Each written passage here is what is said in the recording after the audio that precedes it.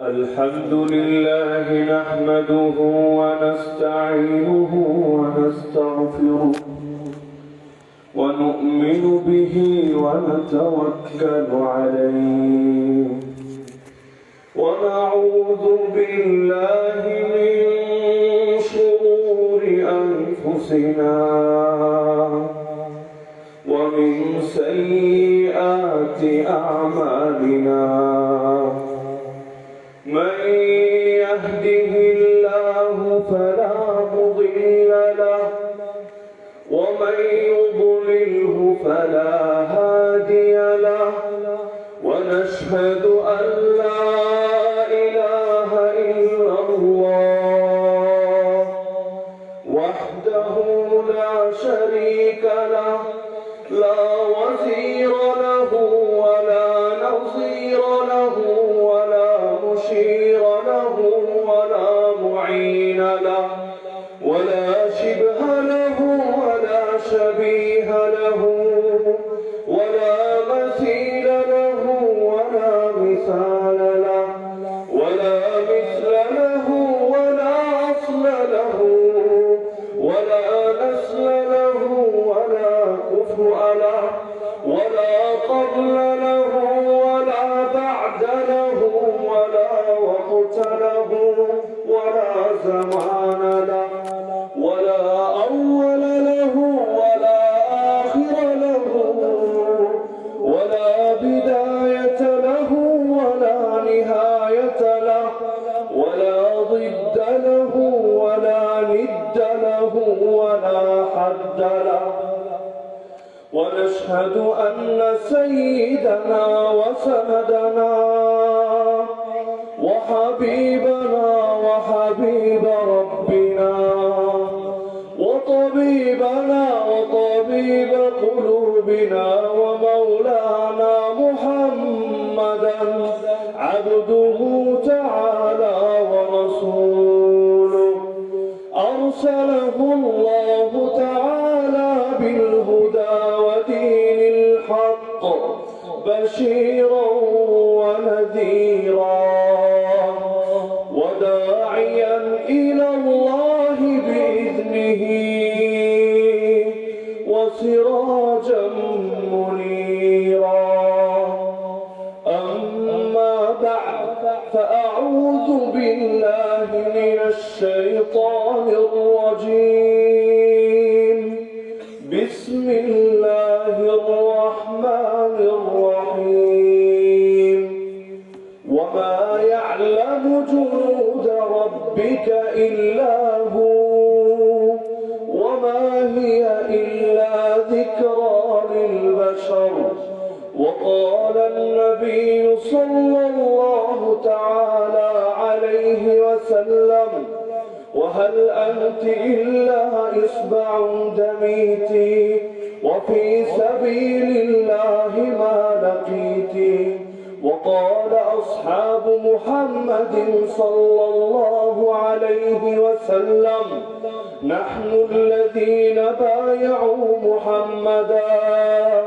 على الجهاد ما بقينا أبدا وقال الإمام عبد الله بن المبارك يا عابد الحرمين لو أبصرتنا لعلمت أنك في العبادة تلعب آمنت بالله صدق الله العلي العظيم وبلغنا رسوله النبي الكريم ونحن على ذلك لمن الشاهدين والشاكرين والعاقبة للمؤمنين والمتقين والمجاهدين والحمد لله رب العالمين ইসলাহুল মুসলিমিন সংগঠনের ব্যবস্থাপনায় তৃতীয় ইসলামী মহাসম্মেলনের আজকের সম্মানিত সভাপতি উপস্থিত আমার শ্রোতা ওলামায়ে কেরাম প্রিয় তালিবান ইলম স্থানীয় এবং দূর দূরান্ত থেকে আগত প্রিয় মুজাহিদ তাওহীদি জনতা, এবং পর্দার আড়ালে থাকা মা ও বোনেরা, আল্লাহ তাআলা শুকরিয়া যে আল্লাহ তাআলা আমাদেরকে উম্মার এই সময়ে পৃথিবীতে পাঠিয়েছেন। আল্লাহ তাআলা যা করেন তার মধ্যে কোনো না কোনো কল্যাণ নিহিত থাকে।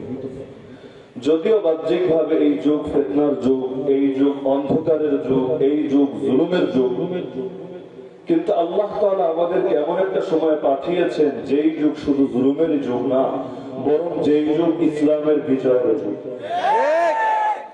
আল্লাহ যদি চান ইনশাআল্লাহ সুম্মা ইনশাআল্লাহ শীঘ্রই ইসলাম পৃথিবীর বুকে আবারও বিজয়ী হবে। সুনান তিরমিজির মধ্যে একটা হাদিস সকল আলেম পাঠ করে, যে হাদিস না পড়ে কেউ মাওলানা হয় না। সেই হাদিসের মধ্যে রাসূলুল্লাহ সাল্লাল্লাহু আলাইহি ওয়াসাল্লামের একটা বাণী সকলের কর্ণকুহরে ধ্বনিত হয় এবং হৃদয়ের পাতায় গেঁথে যায়, যেখানে রাসূল আমাদেরকে জানিয়েছেন, ইয়াখরুজু মিন খুরাসান রায়াতুন সুদ লা ইয়ারুদ্দুহা শাই হাত্তা ইউনসাবা বিইলিয়া। খুরাসান থেকে অনেক কালো পতাকা বের হবে, পৃথিবীর কোন পরাশক্তি সেই কালো পতাকার পথ চলাকে থামাতে পারবে না। ইমাম আনোয়ার শাহ কাশ্মীর রাহমাতুল্লাহি আলাইহি আল আরফুস শাযী, যেটা তিরমিজি টিকা হিসাবে পাশেই লেখা আছে, সেখানে টিকার মধ্যে হাদিসের অন্য বর্ণনা থেকে আরেকটা অতিরিক্ত অংশ উল্লেখ করা হয়েছে, অফিহা খলিফাতুল্লাহিল মাহদী। খুরাসানের সেই বাহিনীর মধ্যে আল্লাহর খলিফা মাহদী থাকবে। তো মাহদীর সেই বাহিনী পৃথিবীর মধ্যে চলতেই থাকবে ইসলামের বিজয় নিশান নিয়ে, কালেমার পতাকা নিয়ে। পৃথিবীর কোন তাগুতি শক্তি সেই কাফেলাকে থামাতে পারবে না হাত্তা ইউনসাবা বিইলিয়া, যতদিন না সেই কালেমার পতাকা ফিলিস্তিনের বাইতুল মুকাদ্দাস থেকে স্থাপিত হয়।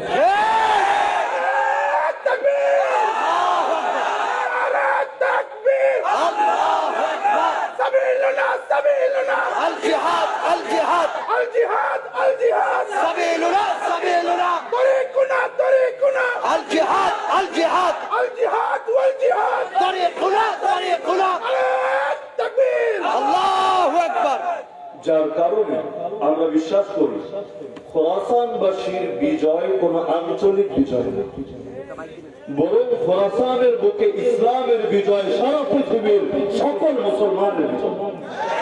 কারণ আমরা হচ্ছে সেই জাতি যারা একমাত্র ইসলামে জাতীয়তায় বিশ্বাস করি।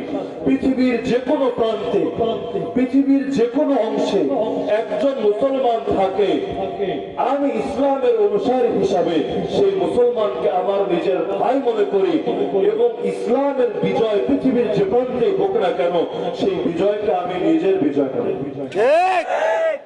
যেই বিজয় শুরু হয়েছে খোরাসানের বুকে, ইনশাআল্লাহ সেই বিজয় নিশান সামনে এগোতেই থাকবে যতদিন না মুসলমানদের প্রথম কেবলা, যে কেবলা এই জালেম ইহুদিরা তথাকথিত স্বাধীনতার চর্চাকারীরা সারা পৃথিবীর মধ্যে হিউম্যান রাইটস বা মানবাধিকারের বলে আওড়ানো ব্যক্তিরা সারা পৃথিবীর মধ্যে নিজেদেরকে ভালো হিসেবে উপস্থাপনকারী এই মালাউমেরা যে কেবলাকে দখল করে রেখেছে, যতদিন পর্যন্ত সেই কেবলা দখল না হয়, আল্লাহর ঘরে আবার আল্লাহর ইবাদত চালু না হয়, যতদিন পর্যন্ত ইসলামী বিশ্বের রাজধানী সেই ফিলিস্তিন না হয়, ততদিন পর্যন্ত এই কাফেলা চলবে, চলতেই থাকবে। পৃথিবীর কেউ এটাকে থামাতে পারবে না। পাথরের পাহাড়ের সঙ্গে কেউ যদি এসে কপাল দিয়ে আঘাত করে, সেই পাহাড়ের কিছু হয় না, তার কপালটাই ভেঙে চৌচিত হয়ে যায়। একদিকে ইসলামের বিজয় যাত্রা শুরু হয়েছে, আরেকদিকে পৃথিবীর নাস্তিক, মুরতাদ, শাকিম, বেঈমান, কুলাঙ্গারদের কলিজার ভেতরে আগুন জ্বলা শুরু হয়েছে। কিন্তু ওদের ভেতরে যতই আগুন জ্বলুক না কেন, ওরা ইসলামের বিজয় থামানোর চেষ্টা যতই করুক না কেন, যেই আলো আল্লাহ জ্বালিয়েছেন সেই আলোকে পৃথিবীর কেউ নিভাতে পারবে না। আল্লাহ কোরআনের একাধিক আয়াতে বাস্তবতা উল্লেখ করেছেন, ইউরিদুনা আন ইউতফিউ নূরাল্লাহি বিআফওয়াহিহিম। ওরা চায়, এই আমেরিকা চায়, ইসরায়েল চায়, চীন চায়, ভারত চায় নিজেদের মুখের ফুৎকারে আল্লাহর প্রদীপকে নিভিয়ে দেবে, চায় না? কিন্তু আল্লাহ বলেন, আল্লাহু মুতিম্মু নূরিহি, তিনি নিজে তার নূরকে পূর্ণতা দান করবেন, ওয়ালাউ কারিহাল কাফিরুন ওয়ালাউ কারিহাল মুশরিকুন, যদিও পৃথিবীর সকল কাফের এবং সকল মুশরিক এটাকে অপছন্দ করে। বিজয়ের যুগে বসে বিজয়ের কথা বললে দুর্বল ঈমানের অনেক মুসলমান এটাকে রূপকথা বা দুঃস্বপ্ন হিসাবে দেখে। এটা শুধু এই যুগে দেখে তা না, এই যুগের কিছু মুসলমান যেমনটা ভাবে তা না যে হুজুরের খেয়ে দেয়ে কাজ নাই, স্টেজে বসে বসে দুনিয়ার পরশক্তিদের বিজয় করার স্বপ্ন দেখে। আর এই অট্ট হাসি, বিদ্রুপের হাসি শুধু নবীর ওয়ারিস ওলামায়ে হক্কানের বিরুদ্ধে হাসা হয়নি, বরং খোদ নবীর বিরুদ্ধে হাসা হয়েছে। আমার নবী খন্দকের যুদ্ধের পূর্বে সাহাবীদের সঙ্গে পরীক্ষা করণ করছিলেন, গর্ত বানাচ্ছিলেন, বাইরের শত্রু এসে যেন মদিনায় ঢুকতে না পারে, বিশাল গর্ত দেখে যেন থেমে যায়। আর কেউ যদি এই গর্ত পাড়ি দিয়ে ওপারে যেতে চায় তার জন্য তীরন্দাজ বাহিনী রেডি আছে, তীরের বৃষ্টি দিয়ে তাকে সেই গর্তের মধ্যেই শেষ করে দেবে। তো সেই অবস্থা আমার নবী সালমান ফারিসি রাদিয়াল্লাহু তাআলা আনহুর পরামর্শ অনুসারে মদিনার আশপাশে পরীক্ষা খনন করছিলেন সাহাবীদেরকে। কাজ করতে করতে এক পর্যায়ে সাহাবীদের খাবারও করিয়ে গিয়েছে, কোমর সোজা রাখার মতো কোনো ব্যবস্থা ছিল না। বাধ্য হয়ে সাহাবীর এক পর্যায়ে পেটে একটা করে পাথর বেঁধেছিল। যখন আমার নবীর কাছে এই বিষয়টা জানানোর জন্য এসেছিলেন, নবী পেট থেকে কাপড়টা উঠিয়ে তাদেরকে দেখিয়ে দিলেন, আরে তোমাদের পেটে তো একটা করে পাথর বাঁধা, আর আমার পেটে তো দুইটা পাথর বাঁধা। তোমাদের চাইতে ক্ষুধার বেশি কষ্ট আমি করছি, কিন্তু তারপর জিহাদের ইআদাদ, জিহাদের প্রস্তুতি তো আমি থামাবো না। মুসলমান কখনোই জিহাদের প্রস্তুতিকে থামাতে পারে না। পেটে খাবার না থাকুক, ভেতরে ঈমানের শক্তি তো আছে। আমার নবী সাহাবীদেরকে নিয়ে কাজ করছিলেন। আমার নবী কুঠার দ্বারা একটা পাথরের উপর আঘাত করলেন, সেই পাথর থেকে নূর বের হয়ে আসলো। নবী সাহাবীদেরকে বললেন, জানো এই নূরের মধ্যে আমার আল্লাহ আমাকে রোম এবং পারস্য, তৎকালীন বিশ্বের শ্রেষ্ঠ দুই পরশক্তি, শ্রেষ্ঠ দুই সুপার পাওয়ার, আমার আল্লাহ তাদের রাজপ্রাসাদ গুলোকে আলোকিত করে দেখিয়েছেন। শীঘ্রই আমার উম্মতের রাজত্ব এই রোম এবং পারস্যের প্রাসাদে গিয়ে পৌঁছায়। মুনাফিকরা অট্ট হাসি শুরু করে দিল, বিদ্রুপের হাসি হাসতে লাগলো। আরে মুহাম্মাদের মাথা মনে হয় পুরো শেষ হয়ে গেছে। এখানে বসে পেটে খাবার নাই, পরনে কাপড় নাই, আর এই নিঃস্ব নিরীহ নিরস্ত্র সঙ্গীদেরকে নিয়ে রোম এবং পারস্য বিজয়ের স্বপ্ন দেখে। আজকে এই মানব বাহিনীর হাতে এই মুহাম্মদ এবং তার সঙ্গীদের নাম নিশানাও পৃথিবীর ইতিহাস থেকে মুছে যায়। তার অট্ট হাসি হেসেছিল, তারাও চক্রান্ত করেছিল, আমার আল্লাহ কৌশল করেছিলেন। আল্লাহর কৌশলের সামনে তাদের চক্রান্ত নস্যাৎ হয়ে গিয়েছে। আল্লাহ দেখিয়ে দিয়েছেন যে রাসূলকে তিনি পাঠিয়েছিলেন পৃথিবীর মধ্যে ইসলামকে বিজয় করার জন্য, সেই নবী বাস্তবে পৃথিবীর মুখে ইসলামকে বিজয় করে দেখিয়েছেন। আমার নবী স্পষ্ট জানিয়ে গিয়েছেন, লা ইয়াতরুকুল্লাহু বাইতা মাদারিন ওয়ালা মাদার, শহর বা গ্রামের এমন কোন ঘর আমার আল্লাহ রাখবেন না, ইল্লা আদখালাহুল্লাহু কালিমাতাল ইসলাম, যে ঘরের মধ্যে আমার আল্লাহ ইসলামের কালিমা প্রবেশ করাবেন না। বিইজ্জি আজিজিন আও বিদুল্লি দালিল, ইজ্জান ইউইজ্জুল্লাহু বিহিল ইসলাম ওয়া আহলা, আও দুল্লান ইউদিল্লুল্লাহু বিহিল কুফর ওয়া আহলা, সম্মানী ব্যক্তির সম্মান রেখে অপমানিত ব্যক্তিকে অপমান করে যেই ব্যক্তি ইসলামের সামনে নতি স্বীকার করবে তাকে সম্মান দিয়ে, আর যেই ব্যক্তি ইসলামের পথে বাধা হয়ে দাঁড়াবে তাকে লাঞ্ছিত করে প্রত্যেক ঘরে ঘরে আমার আল্লাহ ইসলাম প্রবেশ করাবে। আমরা যেটাকে রাত বলি সেটা দিন হতে পারে, যেটাকে দিন বলি সেটা রাত হতে পারে, কিন্তু আমার আল্লাহ এবং তার রাসূল যা বলেন তা মিথ্যা তো দূরের কথা, কোনদিন ভুল হতে পারে। আমার নবী জানিয়েছেন প্রত্যেক ঘরে ঘরে ইসলাম প্রবেশ করবে। আমরা সেই নবীর উম্মত হিসাবে বিশ্বাস করি। ইনশাআল্লাহ এই পৃথিবীর বুকে এমন একদিন আসবে যেদিন হোয়াইট হাউসের ছাতাও কালেমার পতাকা উঠবে। নারায়ে তাকবীর, নারায়ে তাকবীর সাবিলুনা সাবিলুনা আল জিহাদ আল জিহাদ সাবিলুনা তরিকুনা তরিকুনা আল জিহাদ আল জিহাদ আল জিহাদ নারায়ে তাকবীর। যেহেতু আমার নবী প্রত্যেক ঘরের কথা বলেছেন, তার মানে ইসলামের পতাকা যতই আমরা ভয় পাই না কেন, কি ভয় পান না ইসলামের পতাকাকে? সবাই ভয় পায়। ভয় না পেলে পতাকা দেখা যায় না কেন? পৃথিবীর সকল জাতীয়তাবাদের প্রতীক পতাকাও দেখা যায়।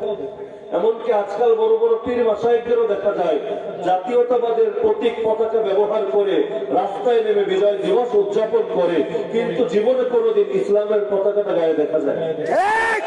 যেই পতাকা নিয়ে আমার নবী ময়দানে ছুটে যেতেন, যেই পতাকা নিয়ে আমার নবী বদর, উহুদ, খন্দক, তাবুক, মুতা দাপিয়ে বেরিয়েছেন, যেই পতাকা সম্মানের, যেই পতাকা ইজ্জতের, যেই পতাকা গৌরবের, যেই পতাকা নেতৃত্বের, সেই পতাকাকে মুসলমান ভয় করে, আর কাফের মুশরিকদের চাপিয়ে দেওয়া পতাকাকেই নিজেদের জন্য সর্বোচ্চ গৌরব মনে করে।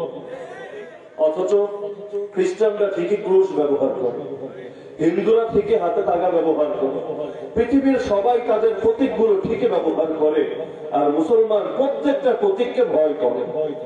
অনেকে দাঁড়িয়ে রাখাকে ভয় করে। দাঁড়িয়ে রাখলে কলেজের মধ্যে, ভার্সিটির মধ্যে, ফ্রেন্ড সার্কেলের মধ্যে আমাকে আঙ্কেল বলবে, সবাই মৌলবাদী বলবে, জঙ্গি ভেবে সন্দেহ করবে। অনেকে সুন্নতি লেবাস পরিধান করে ভয় করে। হঠাৎ করে সুন্নতি লেবাস ধরলে সবাই ভাববে মোল্লারা মাথা খেয়ে ফেলেছে, এখন মোল্লাদের দরে ভিড়েছে, ওই লোকটা তো আত্ম মৌলবাদী হয়ে গেল। পৃথিবীর গালি খাওয়ার ভয়ে ইসলামের এক একটা প্রতীককে ছেড়ে দেয়। কিন্তু যেহেতু আমার আল্লাহ জানিয়েছেন প্রত্যেক ঘরে ঘরে ইসলাম প্রবেশ করাবেন, তাহলে আমরাও সেই আল্লাহর বান্দা হিসাবে এবং নবীর উম্মত হিসাবে বিশ্বাস করি ইসলামের পতাকা শুধু সৌদি আরবেই থাকবে না, ইসলামের পতাকা শুধু কাবার ছাদেই উড়বে না, ইসলামের পতাকা শুধু বাইতুল মুকাররমের উপরেই সৌন্দর্য বর্ধন করবে না, বরং প্রত্যেক রাম মন্দিরের উপরও ইসলামের পতাকা আলো ছড়াবে। হোয়াইট হাউসের উপরও শীঘ্রই ইসলামের পতাকা দেখা যাবে।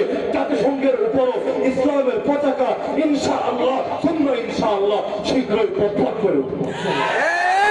আমার নবীর কথার উপর আমাদের ন্যূনতম সন্দেহ নেই, সন্দেহ করার কোন অবকাশ নেই। আজকাল এই 2 পয়সার কাফেররা, যাদেরকে আল্লাহ কোরআনে বলেছেন এরা হলো পৃথিবীর মধ্যে সবচাইতে নিকৃষ্ট জন্তু জানোয়ার, এমনকি কুকুর এবং শুকুরের চাইতেও নিকৃষ্ট। কারণ কোন কুকুর এবং শুকুরের জন্য আল্লাহ জাহান্নাম বানাননি, কিন্তু আল্লাহ তাআলা এদেরকে বানিয়েছেন জাহান্নামের জন্য। ওয়ালাকাদ যারাকনা লিজাহান্নামা কাসীরাম মিনাল জিন্নি ওয়াল ইনস। শেষে গিয়ে বলেন উলাইকা কাল আনআম, আরে এরা তো জন্তু জানোয়ারের মতো, বাল হুম আযাল, বরং এর চাইতেও বেশি পথ হারা। সূরা বাইয়িনায় বলেন উলাইকা হুম শাররুল বারিয়া, সৃষ্টি জগতের মধ্যে সবচাইতে নিকৃষ্ট এরা। এই নিকৃষ্ট প্রাণীরা পৃথিবীর সবচেয়ে উৎকৃষ্ট এবং শ্রেষ্ঠ মুসলমানদেরকে কথায় কথায় হুমকি দেয়, হুমকি দেয়, দেয় না? কখনো বলে বাংলাদেশে থাকতে দেব না, বের হয়ে যাও বাংলাদেশে, ওয়েলকাম টু গো পেয়ারা পাকিস্তান, ঠিক বলে না আজকাল? কখনো আবার বলে ভিসা দিয়ে পাঠিয়ে দেবো আফগানিস্তান। যদিও চাপাবাজের বল শুধু চাপাই ছাড়ে, বাস্তবে কাম করে না। ঠিক আমাদের সাহেব মুর্শিদ আল্লামা জুনায়েদ বাবুনগরীকে হুমকি দেওয়া হয়েছিল, তোমার ভিসা দিয়ে আফগানিস্তান পাঠিয়ে দেবো। প্রায় 1.5 থেকে 2 মাস হয়ে গেল, এখনো ভিসা আর আসলো না। আপনি বিশ্বাস করেন কিয়ামতের আগে ভিসা আসবে? জাস্ট ভাইরাল হওয়ার জন্য, মানুষের মধ্যে নিজেকে পরিচিত করার জন্য একটু হুঙ্কার ছাড়া 2 নম্বরই করে নিজেকে একটু টপে ওঠানোর চেষ্টা করো। তো বলছিলাম ওরা কথায় কথায় আমাদেরকে বের করে দেওয়ার হুমকি দেয়। যদিও আমরা এখনো পর্যন্ত চুপ আছি, অন্যথায় ওরা আমাদেরকে কিসের থেকে বের করবে? এই বাংলার জমির মালিক কি ওরা? একটা গাছ সৃষ্টি করেছ? কোন একটা মানুষের ভেতরে প্রাণ সঞ্চার করেছ? কিসের থেকে বের করে দিতে চায়? এমন কিছু থেকে বের করে দিতে চায় যেটার উপর ওদের মালিকা নেই। পৃথিবীর প্রতিটা ইঞ্চি ইঞ্চি মাটির মালিককে আল্লাহ, বাংলাদেশের মালিককে আল্লাহ, ভারতের মালিককে আল্লাহ, সৌদি আরবের মালিককে, আমেরিকার মালিককে। যদি পৃথিবীর প্রতিটা ইঞ্চি ইঞ্চি মাটির মালিক আল্লাহ হন, আর আমরা তার প্রকৃত বান্দা হই, শুধু বান্দা না, কোরআনের ভাষায় আমরা তার খলিফা এবং প্রতিনিধি হই, তাহলে গোটা পৃথিবীটাই তো আমাদের, চীনও আমাদের, আরবও আমাদের, হিন্দুস্তানও আমাদের, বাংলাও আমাদের, প্রতিটা ইঞ্চি ইঞ্চি মাটি আমাদের। चीन और हमारा, हिंदुस्तान हमारा, मुस्लिम हुआ हम वतन है, सारा जहां हमारा, तौहीद की अमानत सीनों में है हमारे, आसान ही मिटाना नाम निशान। পৃথিবীর প্রতিটা ইঞ্চি ইঞ্চি মাটির মালিক যদি আল্লাহ হন, সেই আল্লাহ যদি আমাদেরকে তার প্রতিনিধি ঘোষণা করেন, এখন এই পৃথিবী থেকে আমাদেরকে বের করে দেওয়ার অধিকার আছে কার? আমরা ওদেরকে বলতে পারি আল্লাহর যদি পছন্দ না হয়, আল্লাহর বার্তাবাহকদের উপর যদি তোদের মন ভালো না লাগে, আল্লাহর জমিন থেকে আগে বের হয়, এরপর রাস্তায় কর। আল্লাহর জমিনের মধ্যে থেকে আল্লাহর খেয়ে, আল্লাহর পরে, আল্লাহর দেওয়া মুখ দিয়ে, আল্লাহর দেওয়া জিহ্বা ব্যবহার করে সে আল্লাহর বিরুদ্ধে এবং তার বার্তাবাহকদের দিকে কোন যদি খারাপ মন্তব্য ছুড়ে দিস, জেবেরা আল্লাহর বাহিনী আসবে, আজ হোক আর কাল হোক আসবে, তোদের চেপে বাঁচে ছেড়ে দেবে। আমার আল্লাহ ছাড় দেন কিন্তু ছেড়ে দেন। আল্লাহ ফেরাউনকে ছাড় দিয়েছে, হামানকে ছাড় দিয়েছে, নমরুদকে ছাড় দিয়েছে, আজরকে ছাড় দিয়েছে, আবু জাহালকে ছাড় দিয়েছেন, আবু লাহাব, উতবা, শাইবা, উমাইয়া, উকবা সবাইকে ছাড় দিয়েছেন, কিন্তু ছেড়ে কাউকে দেন। আমার আল্লাহ ছাড় দেন কিন্তু ছাড় পেয়ে মহাখুশি হয়ে যেও না। আল্লাহ কাউকে দেন ভালোবেসে, কাউকে দেন ধীর হিসাবে, দুটোকেই দেন। ফেরাউনকেও দেন, নবী সুলাইমানকেও দেন, দুই দেওয়া কিন্তু আল্লাহ যারা ঢিল হিসাবে দেন, সে যদি মনে মনে নিজেকে আল্লাহর সমান ভাবতে শুরু করে, আল্লাহ তাকে এমন ভাবে পাকড়াও করেন, এক পর্যায়ে মহা আফসোস করে, কিন্তু সেই আফসোস আর তার কোনো কাজে আসে না। আমার আল্লাহর বাহিনী কত শক্তিশালী শুনবেন? হ্যাঁ, আমার আল্লাহর বহুত বাহিনীর মধ্যে হতে একটা বাহিনীর নাম হলো নভেল করোনা ভাইরাস বা কোভিড-19। আল্লাহ কোরআনে বলেছেন, ওয়ালিল্লাহি জুনুদুস সামাওয়াতি ওয়াল আরদ, আসমান এবং জমিনের সকল বাহিনী আল্লাহ। আমার আল্লাহর বাহিনীগুলোর এত পাওয়ার, একটা ল্যাংড়া মশা নমরুদের মতো এত বড় খোদা, স্বঘোষিত খোদা, যে কিনা আল্লাহরে মারতে চায়, এক ল্যাংড়া মশাই তার সাবার করে দেয়।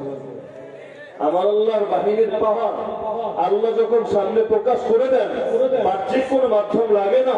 বদরের ময়দানে কুফরের মেরুদণ্ড ভেঙেছিল, বাহ্যিক কোন মাধ্যম ছিল না। 70টা উট, 8টা ঘোড়া আর 2টা তরবারি, 2 তরবারি দিয়ে কোনদিন 1000 তরবারির মোকাবেলা সম্ভব না। কিন্তু আল্লাহ নিজে যখন অপরাধীদেরকে পাকড়াও করেন, তরবারি 2টা লাগে না। তরবারি যদি 0টাও থাকে, আমার আল্লাহ তার বাহিনী পাঠিয়ে সবাইকে বরবাদ করে দিতে পারে। কখনো আবাবিল পাঠিয়ে হস্তি বাহিনীকে ধ্বংস করেছে, ফেরেশতা পাঠিয়ে তার ডানার এক প্রান্তের এক আঘাত দিয়ে এক জনপদকে পুরো আত্মসাগরে পরিণত করেছেন। তা আমার আল্লাহর বাহিনীগুলোর পাওয়ার কিন্তু কম না। আল্লাহর বাহিনী ফেরেশতাও হয়, আল্লাহর বাহিনী ভাইরাসও হয়, আর আল্লাহর বাহিনী আমার আপনার মতো অনেক সাধারণ মুসলমান।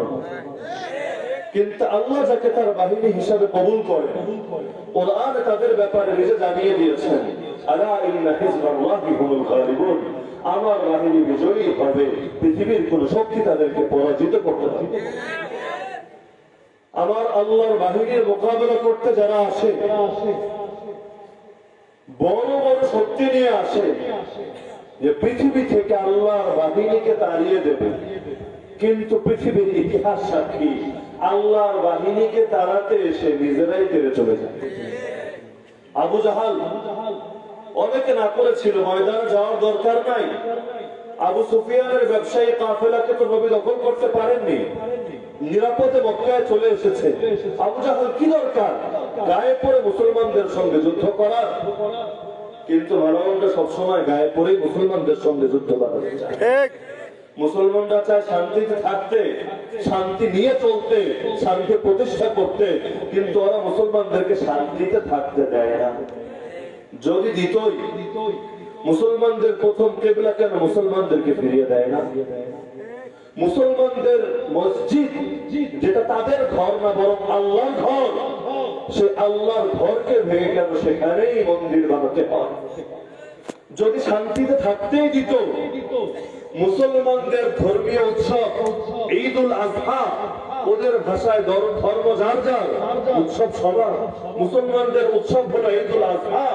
এই ঈদুল আজহার দিন কোন মুসলমান যদি গরু জবাই করে কোরবানি করে উৎসব পালন করতে চায়, গরু জবাইয়ের বিনিময়ে ধরে তাকেও জবাই করে। কখনো কয়েকজন মিলে এসে মুসলমানদের উপর চাপ প্রয়োগ করে, বল জয় শ্রীরাম, যদি বলে তাকে ছেড়ে দেয়, যদি না বলে পিটিয়ে সেখানেই হত্যা করে। তার মানে বিভিন্ন সময় ওরা গায়ে পড়ে এসে ঝগড়া বাঁধাতে চায়। আপনাদের চট্টগ্রামে গত 2 মাস আগে রাজপথের মধ্যে দাঁড়িয়ে গায়ে পড়ে ঝগড়া বাঁধানোর উস্কানি দিয়েছিল কারা? আমরা। বিভিন্ন সংগঠনের নাম বলে জুতা মারো তালে তালে বলেনি, শেষে গিয়ে বলেছে কুরুক্ষেত্রের হাতিয়ার গর্জে ওঠা একবার। কুরুক্ষেত্র হচ্ছে ওদের বিশ্বাস অনুযায়ী সেই যুদ্ধ, যেই যুদ্ধের পর রামের রাজত্ব কায়েম হয়েছিল এবং সকল হিন্দুত্ববাদী শক্তির মধ্যে ঐক্য প্রতিষ্ঠা হয়েছিল, সেই যুদ্ধের নাম কুরুক্ষেত্র। আমাদের যেমন আছে বদর, ওদের আছে কুরুক্ষেত্র। ওরা প্রকাশ্যে দাঁড়িয়ে হুঙ্কার দিচ্ছে কুরুক্ষেত্রের হাতিয়ার গর্জে ওঠা একবার। তার মানে এতদিন পর্যন্ত ওরা যে উস্কানিমূলক কথাগুলো নিজেদের নেতাদের আলোচনার মধ্যে বলে আসতো যে বাংলাদেশ, ভারত, পাকিস্তান এবং মিয়ানমার এই সবগুলো অঞ্চলকে মিলিয়ে তারা একটা অখণ্ড রাজ্য বানাবে, যে রাজ্যের নাম হবে রাম রাজ্য। ওদের ভাষায় মায়ের হারিয়ে যাওয়া সন্তানকে মায়ের করে ফিরিয়ে দেবে। এখানে আল্লাহ রাসূলের কোন রাজত্ব চলবে না, এখানে একমাত্র রামের রাজত্ব চলবে। এতদিন যেই উস্কানি দিয়ে আসতো, প্রথমে ট্রায়াল শুরু করলো, দেখ এতদিন বলেছিলাম পুরো অঞ্চলটাকে রাম রাজ্য বানাবো, এর ভূমিকা হচ্ছে পৃথিবীর মধ্যে সবচেয়ে শ্রেষ্ঠ জায়গা হলো মসজিদ, সবচাইতে শ্রেষ্ঠ জায়গা হলো আল্লাহর ঘর। সে আল্লাহর ঘরকে ভেঙে দিলাম, ঠিক সেখানে রামের মন্দির বানালাম। এই রামের মন্দির হলো রাম রাজ্যের ভূমিকা। মুসলমানরা তোরা আমাদের কিছুই করতে পারিস। এভাবে হুমকি ধমকি দিল এক সময়। এরপর প্রকাশ্যে প্রতীক ব্যবহার শুরু করলো, হাতের মধ্যে লাল ফিতা বাঁধা শুরু করলো। এখন প্রকাশ্যে সংখ্যাগরিষ্ঠ মুসলমানের দেশে এসেই বলে কুরুক্ষেত্রের হাতিয়ার গর্জে ওঠা একবার। তার মানে পৃথিবীর সকল মুসলিম শক্তির নিপাত যাক, রামের শক্তির জয় হোক। কিন্তু বাতিল পন্থীরা বাতিল কথাগুলো এত সাহসের সঙ্গে বলে যায়, অপরদিকে আমাদের হকপন্থী মুসলমানরা হক কথাগুলো সাহসের সঙ্গে বলতে পারে। এমনকি একজন যদি বলতে চায়, দর্শন তাকে লমিয়ে আনে। বহিঃশত্রু দমায় না, আমেরিকা এসে দমায় না, ইসরায়েল এসে দমায় না, একই লেবাস একই পোশাকে মানুষগুলো এসেই তাকে লমিয়ে দেয়। এমনকি তার ক্ষতি করার জন্য যত পন্থা আছে সব পন্থাকে কাজে লাগে। মুসলমান যদি বাস্তবেই নিজেদের ইসলামের উপর বিশ্বাস রাখত, যখন তারা এসে বলতো কুরুক্ষেত্রের হাতিয়ার গর্জে ওঠা একবার, তাদের মুখের সামনে দাঁড়িয়ে বলতো, আরে কিসের কুরুক্ষেত্র, বদরের হাতিয়ার গর্জে ওঠা একবার।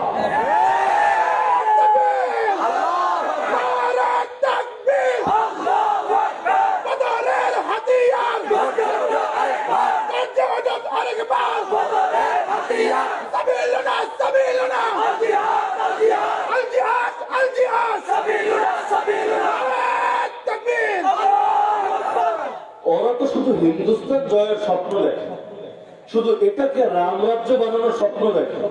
কিন্তু আমার নবী আমাদেরকে 1450 বছর আগে জানিয়ে গিয়েছেন কিয়ামতের আগে অখণ্ড রাজ্য কায়েম হবে। তবে সেটা শুধু হিন্দুস্তান নিয়ে নয়, বরং সারা পৃথিবীটা, প্রাচ্য থেকে পাশ্চাত্য, মাশরিক থেকে মাগরিব, গোটা পৃথিবীটাই অখণ্ড রাজ্য হবে। তবে এটা কোনো রাম রাজ্য হবে না, কৃষ্ণ রাজ্য হবে না, হনুমান রাজ্য হবে না, দাজ্জাল রাজ্য হবে না, বরং গোটা পৃথিবী এক আল্লাহ রাজ্য হবে।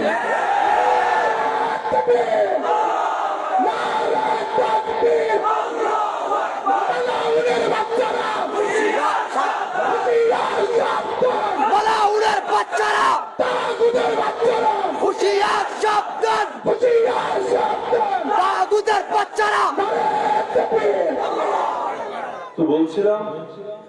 আমার আল্লাহর বাহিনী কত শক্তিশালী, কিছু প্রমাণ দেখা দরকার আছে কিনা? শত্রু কে আর মিত্র কে এটা চিনতে হবে। আজকাল ব্যাপকভাবে মিত্রকে মনে করা হয় শত্রু, শত্রুকে মনে করা হয় মিত্র।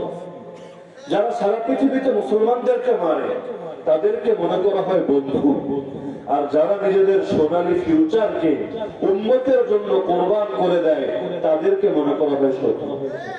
আলেম ওলামাকে শত্রু মনে করা হয় না, অথচ আপনার কি মনে হয় এই যে কাজে লাগালে আপনার মতো আজকে বড় উকিল, ব্যারিস্টার, বড় ডক্টর, বড় ইঞ্জিনিয়ার হতে পারতো না?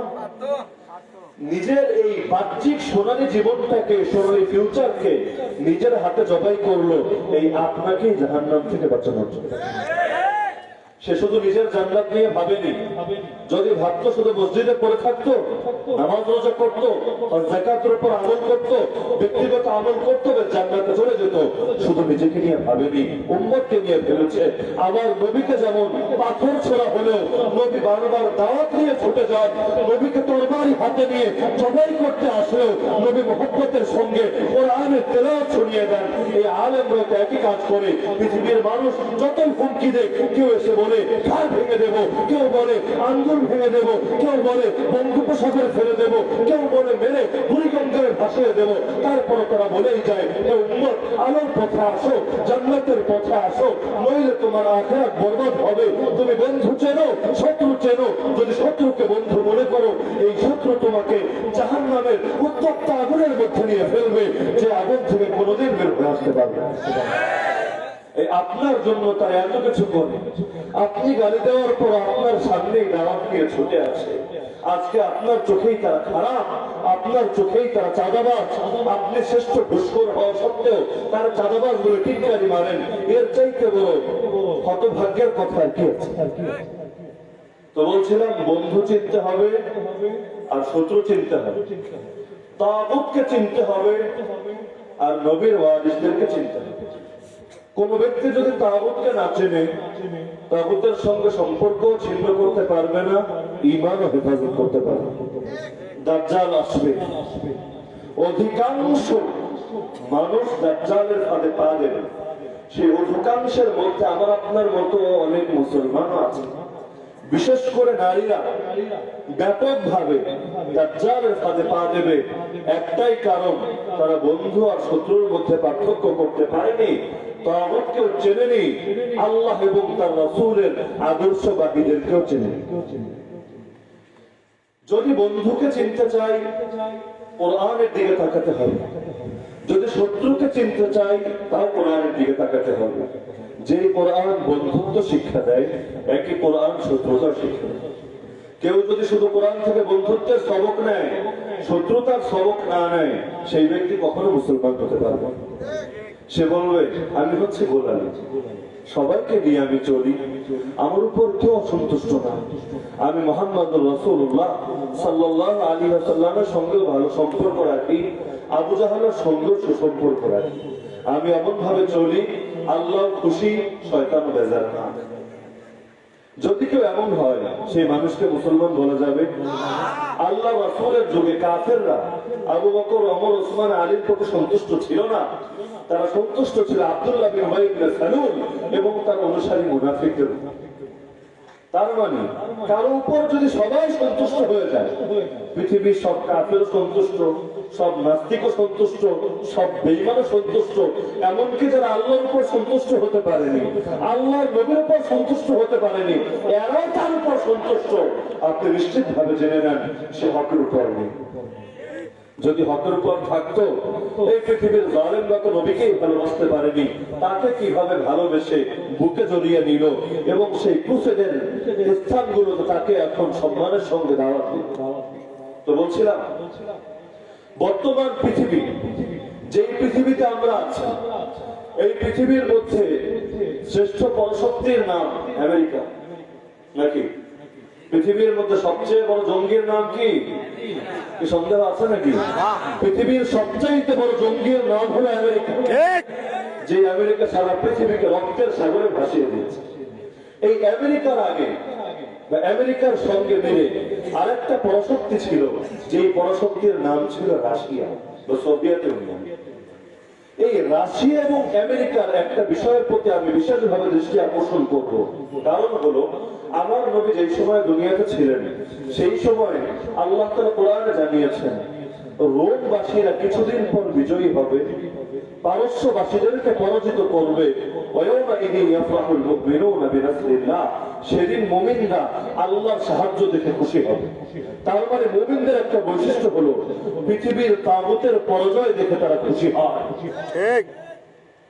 সেই সময় রোমের খ্রিস্টানরাও মুসলমানদের দুশ্মন ছিল, পারস্যের অগ্নি পূজকরাও মুসলমানদের দুশ্মন ছিল। কিন্তু এই দুই শত্রুর মধ্যে পারস্য ছিল বড় শত্রু, রোম ছিল ছোট শত্রু। ছোট শত্রুও যদি বড় শত্রুকে পরাজিত করে, আল্লাহ কোরআনে বলেন মুমিনরা খুশি হয়। সেখানে মুমিনরা নিজেরাই যদি তাদেরকে পরাজিত করে, খুশি হবে না বেজার? আরে বলো না, খুশি হবে না বেজার? এই বর্তমান পৃথিবীর সুপার পাওয়ার কারা, কিসের ভিত্তিতে সুপার পাওয়ার হলো, এটা যদি বুঝতে পারেন কিভাবে আবার ইসলামের বিজয় আসবে, যেটার কথা আমি শুরুতে বলেছিলাম শীঘ্রই ইসলাম বিজয়ী হবে, এই বিজয়টা কিভাবে আসবে এটাও ইনশাআল্লাহ বুঝতে পারবেন। যেহেতু আগে বলেছি এই যুগ ইসলামের বিজয়ের যুগ, তো কিভাবে বিজয়ের যুগ এর প্রমাণ তো দেওয়া উচিত। যে দাবি করে তাকে প্রমাণ দিতে হবে। কিন্তু রাত বেজেছে 11টা 5। এই আলোচনার সূচনা করলে একটু লম্বা সময় হয়তো লেগে যাবে। এজন্য প্রথমে আপনাদের থেকে অনুমতি চেয়ে নিচ্ছি, এই বিষয়কে আলোচনা শুরু করবো না এখানে সমাপ্ত করে দেব? অনেকের চোখে ঘুম ঘুম দেখা যাচ্ছে, কি বলেন? আলোচনা চলবে কতক্ষণ? আপনারা যদি চলেন, আমি ইনশাআল্লাহ ফজর পর্যন্ত চালাতে পারবো। আমি হচ্ছে গাড়ির ড্রাইভার, মালিক যদি বলে তুই চলতে থাক, ড্রাইভার তো গাড়ি চালাবে। যদি আপনারা সজাগ থাকেন আর তাওহীদ জনতার তাওহীদের আগুন নিজেদের হাত দ্বারা প্রকাশ করে দেন, গোটা পৃথিবীকে জানিয়ে দেন আমরা শুধু খুনপ্রিয় জাতি না, আমরা তো বিজয় প্রিয় জাতি, তাহলে ইনশাআল্লাহ আমি প্রয়োজনে ফজর পর্যন্ত চালিয়ে নেব। তবে আপনাদের মধ্যে যদি দেখি ঘুম ঘুম ভাব চলে এসেছে, অথবা বাসায় যাওয়ার আগ্রহ জেগে উঠেছে, পেটের মধ্যে ক্ষুধার আগুন জ্বলেছে, অথবা গিন্নি বাসায় কত রাত পর্যন্ত অপেক্ষা করবে একাকি, এ কথা ভেবে এখান থেকে যাওয়ার প্রস্তুতি নেওয়ার হাত পা প্রকাশ পেয়েছে, তাহলে আমি আলোচনা শেষ করব। তো বলছিলাম এই আমেরিকার আগে দুনিয়ার এক পরাশক্তি ছিল, যে পরাশক্তির নাম হলো রাশিয়া। একটা বড় শক্তি পরাজিত হওয়ার পেছনে অনেকগুলো ফ্যাক্টর থাকে, অনেকগুলো কারণ থাকে, কিন্তু এর মধ্যে কিছু কিছু কারণ থাকে যেটা বিশেষভাবে উল্লেখযোগ্য এবং যেটা তার পরাজয়ে বিশেষ ভূমিকা রাখে। আলোচনাটা হয়তো একটু সূক্ষ্ম মনে হতে পারে, তবে বর্তমান বিশ্ব ব্যবস্থা বোঝার জন্য এবং ইসলামের বিজয়ে কিভাবে আসবে এটা বোঝার জন্য এই বিষয়টা জানা আমি মনে করি বিশেষভাবে আমার তালিবুল ইলম যে ভাইয়েরা আছে, তালিবুল ইলম মানে মাদ্রাসার ছাত্র না, তালিবুল ইলম মানে যারা হক চায়, যারা ইলম অর্জন করতে চায়, যারা জ্ঞান চায়, তারাই তালিবুল ইলম। আমি মনে করি তালিবুল ইলমদের এই বিষয়টা জানা উচিত। শুধু জজবার দ্বারা আলোচনা শেষ করলেই হবে না, কিছু মৌলিক জ্ঞান আমাদের সকলের ভেতর থাকা উচিত, যেন আমরা নিরাশ না হয়ে যাই। আল্লাহ তাআলা ইসলামের মধ্যে নৈরাশ্য রাখেন, গণতন্ত্রের মধ্যে নৈরাশ্য আছে, সেকুলারিজমের মধ্যে নৈরাশ্য আছে, জাতীয়তাবাদের মধ্যে নৈরাশ্য আছে। এই তিনটা কুফরি মতবাদকে কাজে লাগিয়ে ইসলামী খেলাফতের সমাপ্তি ঘটানো হয়েছে। 1924 দ্য অটোমান এম্পায়ার, উসমানী সালতানাতের পতন ঘটেছে। আর্তুগ্রুল এবং সুলতান উসমানের দ্বারা যেই সালতানাতের সূচনা হয়েছিল, সুলতান আব্দুল হামিদের সময়ে এক মানব, এক মুরতাদ কামাল আতাতুর্ক, সেই ব্যক্তির হাতে এই ইসলামী খেলাফতের পরাজয় ঘটেছে মূল তিনটা মতবাদের আলোকে। একটার নাম গণতন্ত্র, একটার নাম জাতীয়তাবাদ, আর একটার নাম সেকুলারিজম বা ধর্মনিরপেক্ষতা। এই তিনটা জিনিসকে কাজে লাগিয়ে তারা খেলাফতকে সরিয়েছে এবং খেলাফতের জায়গায় এই তিনটা জিনিসকে বসিয়েছে। আর পাগল মুসলমান এই 96 বছর যাবত, 1924 থেকে এখন 2020, এই 96 বছর যাবত এই তিন মতবাদকে কাজে লাগিয়ে আমরা খেলাফত ফিরাতে চাই। বাপের শত্রুরে বন্ধু ভেবে বুকে যদি কেউ জড়িয়ে নেয় তাকে কি সুসন্তান বলা যায়? যেই তিন জিনিসের দ্বারা খেলাফতের সমাপ্তি ঘটনা হলো, কিছু কিছু হাইব্রিড মস্তিষ্কের অধিকারী মুসলমান এই তিন জিনিসের দ্বারা দুনিয়াতে আবার খেলাফত ফেরাতে চায়। কিন্তু আপনি বিশ্বাস করেন 96 বছরে পারেনি, 96,000 বছরেও পারেনি। আমার নবীর আদর্শ যদি অবলম্বন করতো 96 বছর লাগতো না, মাত্র 7টা বছরেই পৃথিবীর মধ্যে ইসলামী নেতৃত্ব প্রতিষ্ঠা হয়ে যেত। আমার নবী মক্কার মধ্যে কয় বছর মেহনত করছেন? প্রথম 3 বছর দাওয়াত দিয়েছেন গোপনে, এরপর 3 বছর খেটেছেন জেল, গেল 6 বছর, 13 থেকে 6 গেলে থাকে কত? 7। এই 7 বছর ব্যাপকভাবে দাওয়াত দিলেন, উম্মতের মধ্যে দ্বীন প্রচার করলেন, আল্লাহ তাআলা মদিনার মধ্যে ইসলাম কায়েম করে দিলেন, নবীকে ইসলামী অঞ্চল এবং ভূখণ্ড দান করলেন। অথচ এই বোকারা 96 বছর যাবত মেহনত করে পৃথিবীর 1 ইঞ্চি মাটির মধ্যে ইসলাম কায়েম করতে পেরেছে। মিশরে বৈধভাবে ক্ষমতায় এসে পেরেছে ইখওয়ানুল মুসলিমিন বা মুসলিম ব্রাদারহুড ইসলাম কায়েম করতে, ইসলামী খেলাফত প্রতিস্থাপন করতে। এই তুরস্কের মধ্যে পেরেছে ইসলামী খেলাফত কায়েম করতে, পারেনি, পারবেও না। কারণ নাপাক জিনিস দিয়ে ধুয়ে কোনো জিনিসকে কখনো পাক করা যায় ঠিক, কুফুর দিয়ে কোনোদিন ইসলাম কায়েম করা যায় না, অন্ধকার দিয়ে আলো বানানো যায় ঠিক। তো বলছিলাম এই সোভিয়েত ইউনিয়নের পতনের পেছনে অনেকগুলো কারণ ছিল, কিন্তু এর মধ্যে মূল 2টা ফ্যাক্টর ছিল।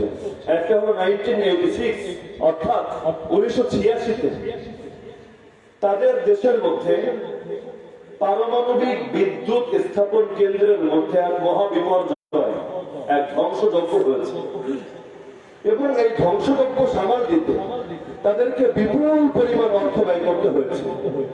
আজ থেকেই তাদের অর্থনৈতিক অবস্থা ভঙ্গুর হয়ে গিয়েছে, পঙ্গু হয়ে গিয়েছে। এখন এক ধাক্কা খেল এই ধ্বংসযজ্ঞ সারাতে এটার পেছনে অর্থ ব্যয়। এর 3 বছর পর অর্থাৎ 1989-তে আফগানিস্তানের, অন্য ভাষায় খোরাসানে, সাধারণ কিছু পাহাড়ি মোল্লা, নিম্নমানের কিছু অস্ত্রে সজ্জিত মোল্লা, এদের হাতে নাকানি চোবানি খেয়ে নিজেদের সতর্কটাও একেবারে এখানে খুলে দিয়ে কোন রকম জান প্রাণ নিয়ে সেখান থেকে পালানো। এই যুদ্ধ সামাল দিতে এবং পরাজয়ের ধাক্কাকে সামাল দিতে তাদেরকে আরো অনেক অর্থ ব্যয় করতে হলো। এক ধাক্কা গেল সেই পারমাণবিক বিদ্যুৎ কেন্দ্রে 1986-তে, আর এক ধাক্কা গেল 1989-তে। এই যুদ্ধে করতে গিয়ে তাও সাধারণ পাহাড়ি মোল্লাদেরকে, যেগুলোকে ভেবেছিল একটি দিল শেষ। এমনকি রাশিয়ান বাহিনী এতটা শক্তিশালী বাহিনী ছিল, যতটা শক্তিশালী বাহিনী পৃথিবীর ইতিহাসে খুব কমে ছিল। এমনকি ওদের তো এমন স্পেশাল কিছু কমান্ডো বাহিনীও ছিল যাদের গুলি মারলেও মরত, পৃথিবীর কোনো কিছু দিয়ে ওদেরকে মারা যেত। এমন অপরাজয় এক বাহিনী, তারা সারা পৃথিবীকে জানাতো তারা কোনো অপরাজয়, পৃথিবীর কোনো শক্তি নেই যেই শক্তি তাদেরকে পরাজিত করতে পারে। এই কারণে নিজেদের দেশের মধ্যে যত জুলুম পেরেছে করেছে। মসজিদ গুলোকে বানিয়েছে ঘোড়ার আস্তাবল, নামাজ নিষিদ্ধ, আযান নিষিদ্ধ, সেজদা নিষিদ্ধ।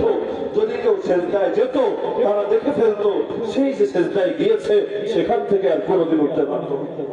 কোরআন ব্যাপকভাবে পুড়িয়ে ফেলেছিল, মাদ্রাসাগুলো বন্ধ করে দিয়েছিল, যারা আলেম ছিল ব্যাপকভাবে হত্যা করেছিল।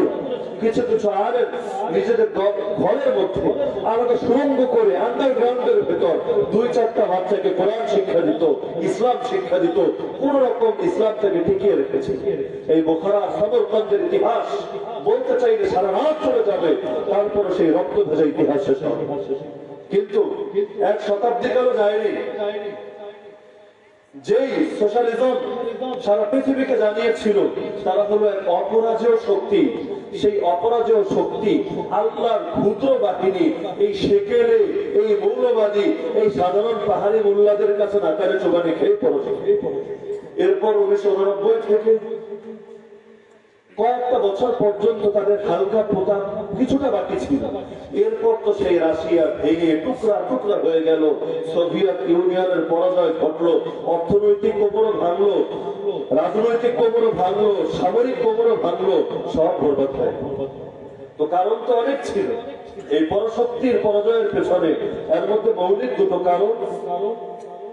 বইপত্রে লেখা হয়েছে, একটা হলো 1986 সেই পারমাণবিক বিদ্যুৎ স্থাপন কেন্দ্রের ধ্বংসযজ্ঞ, আরেক হলো 1989 এই শেখ ভল্লুক বা লাল ফৌজদের খোরাসানের বাহিনীর হাতে নির্মম শোচনীয় পরাজয়। এরপর তারা পৃথিবী থেকে যাওয়ার পর পৃথিবীর মধ্যে একক আধিপত্যবাদী সাম্রাজ্যবাদী এক পরাশক্তির আবির্ভাব ঘটল, যার নাম হলো ইউনাইটেড স্টেট অফ আমেরিকা, যুক্তরাষ্ট্র। সারা পৃথিবী অঘোষিত খোদা হয়ে থাকলো। ফেরাউন যেমন নিজেকে রব্বে আলা দাবি করছিল, সেও নিজেকে এক ধরনের রবের আসনে বসিয়েছিল। তার মতবাদগুলো সারা দুনিয়ায় ছড়িয়ে দিল। অর্থনৈতিক ব্যবস্থা হিসেবে পুঁজিবাদ ছড়িয়ে দিল, রাজনৈতিক ব্যবস্থা হিসেবে গণতন্ত্র ছড়িয়ে দিল। এমনকি অবস্থা এমন, আমেরিকায় থাকেন বা না থাকেন ওর আদর্শ নিয়েই চলতে হয়। এমনকি ওর আদর্শের বিরুদ্ধে যদি বলেন, পৃথিবীর অন্য রাষ্ট্র আপনাকে রাষ্ট্রদ্রোহী মামলায় ফাঁসিয়ে দেয়। আব্রাহাম লিঙ্কন বাংলাদেশের প্রেসিডেন্ট ছিল না? কোন দেশের প্রেসিডেন্ট? আধুনিক গণতন্ত্রের আবিষ্কারক হয়ে আব্রাহাম লিঙ্কন। সে আব্রাহাম লিঙ্কনের মতবাদের সমালোচনা করলে এই দেশের অনেক নাস্তিক বেঈমানের গা জ্বলে তো জ্বলে, অনেক লেবাসধারী মানুষেরও গা জ্বলে না? গণতন্ত্র নিয়ে কথা বললে অনেকে কইছে এখন লাগে না? ভাই মনে হয় হুজুরটা আমার বিরুদ্ধে কথা কয়। কিরে ভাই তোর বিরুদ্ধে নাস কেন? আমার আল্লাহ এবং তার রাসূল তো সবার বিরুদ্ধে বলেছেন যারা বাতিল ছিল। তাব্বাত ইয়াদা আবি লাহাব, আবু লাহাবের নাম ধরে বলেছেন। এখন তুই যদি সেই যুগে থাকতি, তুই তো বলতে আল্লাহ আল্লাহ নিজে উস্কানিমূলক বক্তব্য দিচ্ছেন, সাম্প্রদায়িক কথাবার্তা বলছে, সমাজের মধ্যে উগ্রবাদ এবং চরমপন্থা ছড়িয়ে দিচ্ছে, যুবকদেরকে আবু লাহাবের মতো একজন নেতার বিরুদ্ধে উস্কে দিচ্ছে। কি বলতো না কথাগুলো? আরে বলতো না? তো বলছিলাম সারা দুনিয়ার মধ্যে আমেরিকা এক আধিপত্যবাদ প্রতিষ্ঠা করলো। যেখানে যেখানে ইসলামের আলো জ্বলতে লাগলো, সেখানেই আমেরিকা সন্ত্রাসের বিরুদ্ধে যুদ্ধের নামে ইসলামের বিরুদ্ধে যুদ্ধ লাগিয়ে দিল। এক পর্যায়ে ন্যাটো নব্য ক্রুসেডার জোট গঠন করলো। ফ্রান্স, অস্ট্রেলিয়া সহ বিভিন্ন রাষ্ট্রকে নিজের সঙ্গে মিলিয়ে নিল। 10 মিলে করি কাজ, হারি যেতে নাহিলাজ। এই সোভিয়েত ইউনিয়ন পাহাড়ি মোল্লাদের হাতে মাইর খেয়েছে, আর আমরা এক আমেরিকা যদি মাইর খেয়ে একটু লজ্জা বেশি লাগবে, আর সবাই মিলে মাইর খাই লজ্জাটা একটু কম লাগবে। সারা দুনিয়ায় মারপিট লাগিয়ে দিল, রক্তপাত করলো, সারা দুনিয়া মারলো ওরা, মুসলমানদেরকে গালিও দিল ওরা। কিরে ভাই মারবি তো মার, অন্তত ইজ্জত দিয়ে কথা কর। মারবিও আবার গালিও দিবে, এটা কেমনে ভাই? চোরের মায়ের বড় গলা। বাংলায় বলেন একটা কথা, চুরি তো চুরি আবার ছিঁড়া যাবে। সারা দুনিয়ায় মুসলমানদের রক্তপাত যারা করে আমরা কি দেখি না? আরে দেখেন না নাকি আপনারা? আবার মুসলমানদেরকে জঙ্গিও বলে ওরা।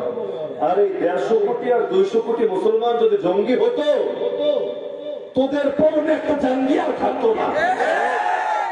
জঙ্গি বলতে যোদ্ধা। মোবাল্লিগ ইসলাম মাহমুদ হাসান গনবী হাফিজাহুল্লাহ তো বুঝিয়ে দিয়ে গেছে, জঙ্গি মানে যোদ্ধা। আমরা তো সেই জাতি, 313 জন যোদ্ধায় যদি মাঠে নামে কুফরের মেরুদণ্ড ভেঙে যায়, সেখানে 150 কোটি যোদ্ধা যদি মাঠে নামে, পৃথিবীর কুফর তো পালানোর জায়গাও খুঁজে পাবে না।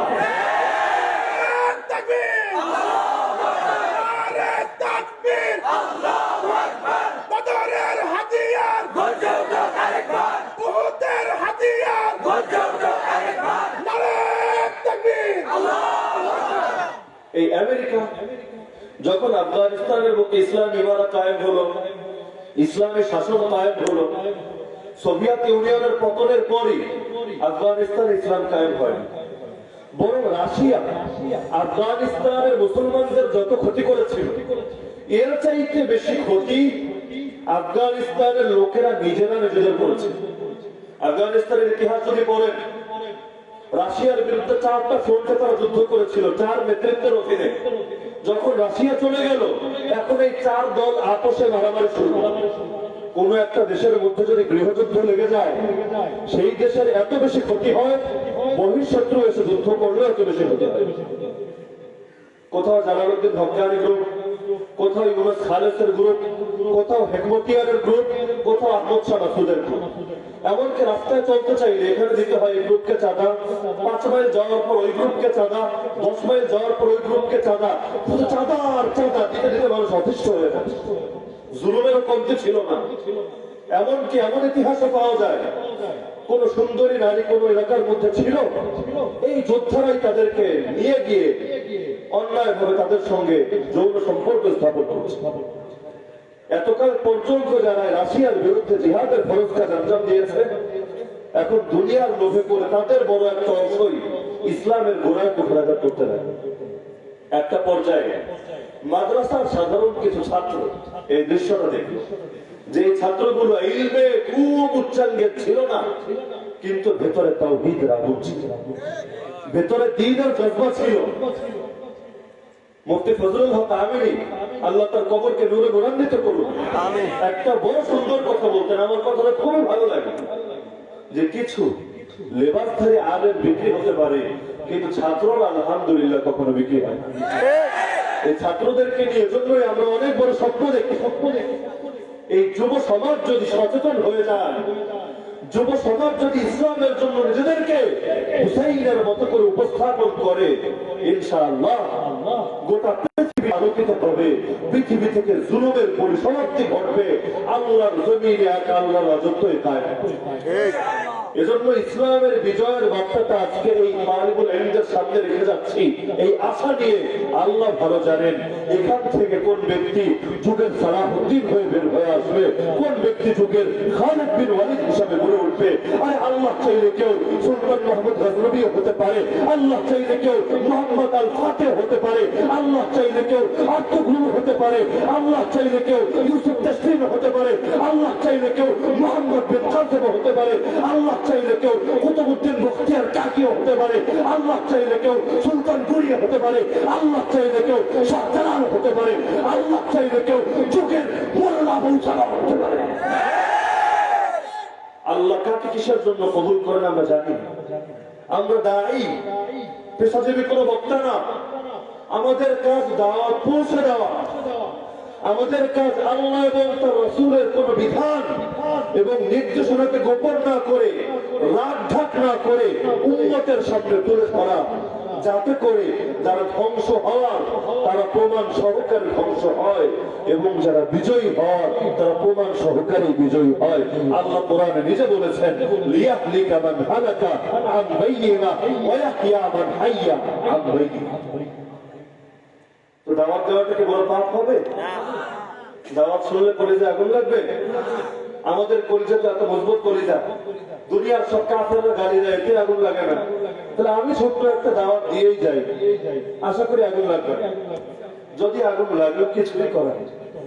পৃথিবীর কোন মুনাফিকের যদি হক কথা অপছন্দ হয়, আমরা তার সামনে দাঁড়িয়ে বলবো, আল্লাহ আমাদেরকে কোরআনে জানিয়েছে নামাজ রোজা যেমন ইবাদত, কাফেরদের কলিজায় আগুন লাগিয়ে দেওয়া ইবাদত। ولا يطؤون موطئا يغيظ الكفار آيات الشش إلا كتب لهم به عمل صالح। মুসলমান এমন যত পদক্ষেপ গ্রহণ করে যার কারণে কাফেরদের ভেতরে রাগ এবং ক্ষোভের আগুন জ্বলে ওঠে, এর দ্বারা আল্লাহ তাদের নেক আমলের সওয়াব লেখেন। সুবহানাল্লাহ। আমার নবী কাফের এবং মুনাফিকদের ক্রোধের ভয়ে ইসলামের দাওয়াত, হকের দাওয়াত বন্ধ করেনি। আমরাও কেন করব? মায়ের খাওয়া সমস্যা কি? মায়ের দেওয়াও সুন্নাত, মায়ের খাওয়াও সুন্নাত। কি সন্দেহ আছে নাকি? বদরে মায়ের দিয়েছে, তায়েফে মায়ের খেয়েছে, 3 বছর জেল খেটেছেন। নবী ইউসুফ আরো লম্বা সময় জেল খেটেছেন। নবী ইব্রাহিমকে আগুনে ফেলা হয়েছে, নবী ইসমাইলের গলায় ছুরি চালানো হয়েছে, কোন নবীর মাথার উপর তরবারি রেখে দ্বিখণ্ডিত করে দেওয়া হয়েছে, কোন নবীকে কুয়োর মধ্যে ছুঁড়ে ফেলা হয়েছে। আমাদের ইতিহাস মায়ের খাওয়ার ইতিহাস, মায়ের দেওয়ার ইতিহাস। আমাদের কোন জিনিসের ভয় দেখাবে? যে জিনিসের ভয় দেখাবে সেটার জন্য তো আমরা পাগল হয়ে আছি। মৃত্যুর ভয় দেখাবে আমাদেরকে। আমরা তো বিশ্বাস করি দিনের জন্য যদি জীবন যায়, মরতে দেরি জান্নাতে যেতে হবে। ঠিক। এমনকি আমার আল্লাহ আমার হিসাব কিতাবও নেবে না। পৃথিবীর সবচাইতে সহজ মৃত্যু, জান্নাতে যাওয়ার সবচাইতে সংক্ষিপ্ত পথ, রক্তের প্রথম ফোঁটা মাটিতে পড়ার আগে জীবনে কত গুনাহ করেছি সব গুনাহ আল্লাহ ক্ষমা করে দিবেন। প্রাণ থেকে নিয়ে জান্নাতের একটা সবুজ পাখির ভিতর ঢুকিয়ে দিয়ে বলবেন, আরে যা যা জান্নাতে উড়ে বেড়া, আর যেই নিয়ামত ইচ্ছা সেটা ভোগ কর। আর পৃথিবীর মানুষদেরকে বলবে, ওয়ালা তাকুলু ওয়ালা তাহসাবান্না, দুই আয়াত দুটো বলছেন, যাদেরকে আমার পথে শহীদ করা হয়েছে খবরদার ওদেরকে মৃত বলবিও না, মৃত বলাও হারাম, মৃত ভাববিও না, মৃত ভাবাও হারাম। ওরা তো অমর, বল হুম আহিয়া, ওরা তো জীবিত। আরে তোরা মৃত হতে পারিস, ইন্নাকা লা তুসমিউল মাউতা, কিন্তু ওরা তো মৃত না, বল হুম আহিয়া, ওরা জীবিত। শুধু জীবিতই না, ইনদা রাব্বিহিম ইউরযাকুন, রবের কাছে নিয়মিত রিজিক দেওয়া হয়। ফারিহিনা বিমা আতাহুমুল্লাহু মিন ফাদলি, আল্লাহ যে রিজিক দেন এটা নিয়ে তারা মহা খুশি। শুধু খুশি না, ওয়াস্তাবশিরুনা বিল্লাযিনা লাম ইয়ালহাকু বিহিম মিন খালফিহিম, দুনিয়ার যে সকল কপাল পোড়া এখনো তাদের সঙ্গে মিলিত হয়নি, এখনো জান্নাতের সবুজ পাখি হয়নি, ওদেরকে সুসংবাদ শোনায়, ও আমার ভাইয়েরা দেরি করছো কেন? আল্লাহ খাউফুন আলাইহিম ওয়ালা হুম ইয়াহজানুন, তোমাদের কোনো ভয় নাই, তোমাদের দুঃখের কোনো কারণ নাই। আসো শহীদের কাফেলায় ছুটে আসো। আল্লাহু আকবার। তা আমাদেরকে কোনো জিনিস দিয়ে দমানো যাবে? আমার নবী স্পষ্ট বলেছিলেন, والله لو وضعوا الشمس في يمينه والقمر في يساره على أن أترك هذا الأمر ما تركته حتى يظهره الله أو أهلك دونه।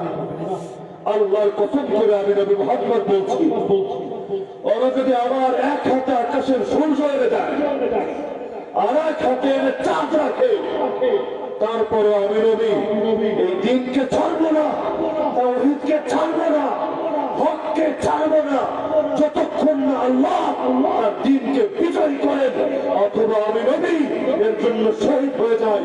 সহজে বললে হয়তো শরীরাত নয়তো শাহাদাত। আল্লাহর জমিনে যদি আল্লাহর দিন না থাকে, আমাদের বেঁচে থাকার অর্থটা কি হবে? জীবন দিয়ে যে জীবনের মধ্যে দ্বীনের অবমাননা দেখতে হয়, দ্বীনের পরাজয় দেখতে হয়, আরে আমার মতো হাজার উসামা কোরবান হয়ে যাওয়া আল্লাহর একটা বিধান অবমাননা হওয়ার চাইতে অনেক সহজ, অনেক সহজ। সিদ্দিক আকবরের মতো মুসলমান আজ খুঁজে পাওয়া যায় না।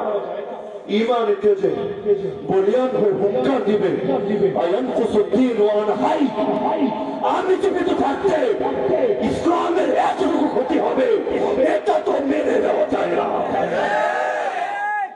যদি ইসলামের ত্রুটি হয়, ইসলামের ক্ষতি হয়, গোটা পৃথিবীর মুসলমান বেঁচে থাকার চাইতে মরে যাওয়া ভালো। অন্তত আল্লাহর কাছে জবাবদিহিতা করতে হবে না। আর তোর কাছে তোর এই 2 পয়সার জীবনটাকে ইসলামের চাইতে বেশি গুরুত্বপূর্ণ মনে হলো, যেখানে নবী বদরের ময়দান থেকে এক পা পিছিয়ে আসেন, অথচ সেখানে বাঁচার কোনো দূরতম আশাও নাই। ইসলামের ইতিহাস সবচেয়ে বড় ফেদাই অভিযান, সেখানে আমার নবী পড়ে আছে জীবনের মায়ায়, ইলমি আমলে কাজের দোহাই দিয়ে ভেগে আসেননি। এমনকি যে যত বড় আলেম সে ছিল তত বড় মুজাহিদ।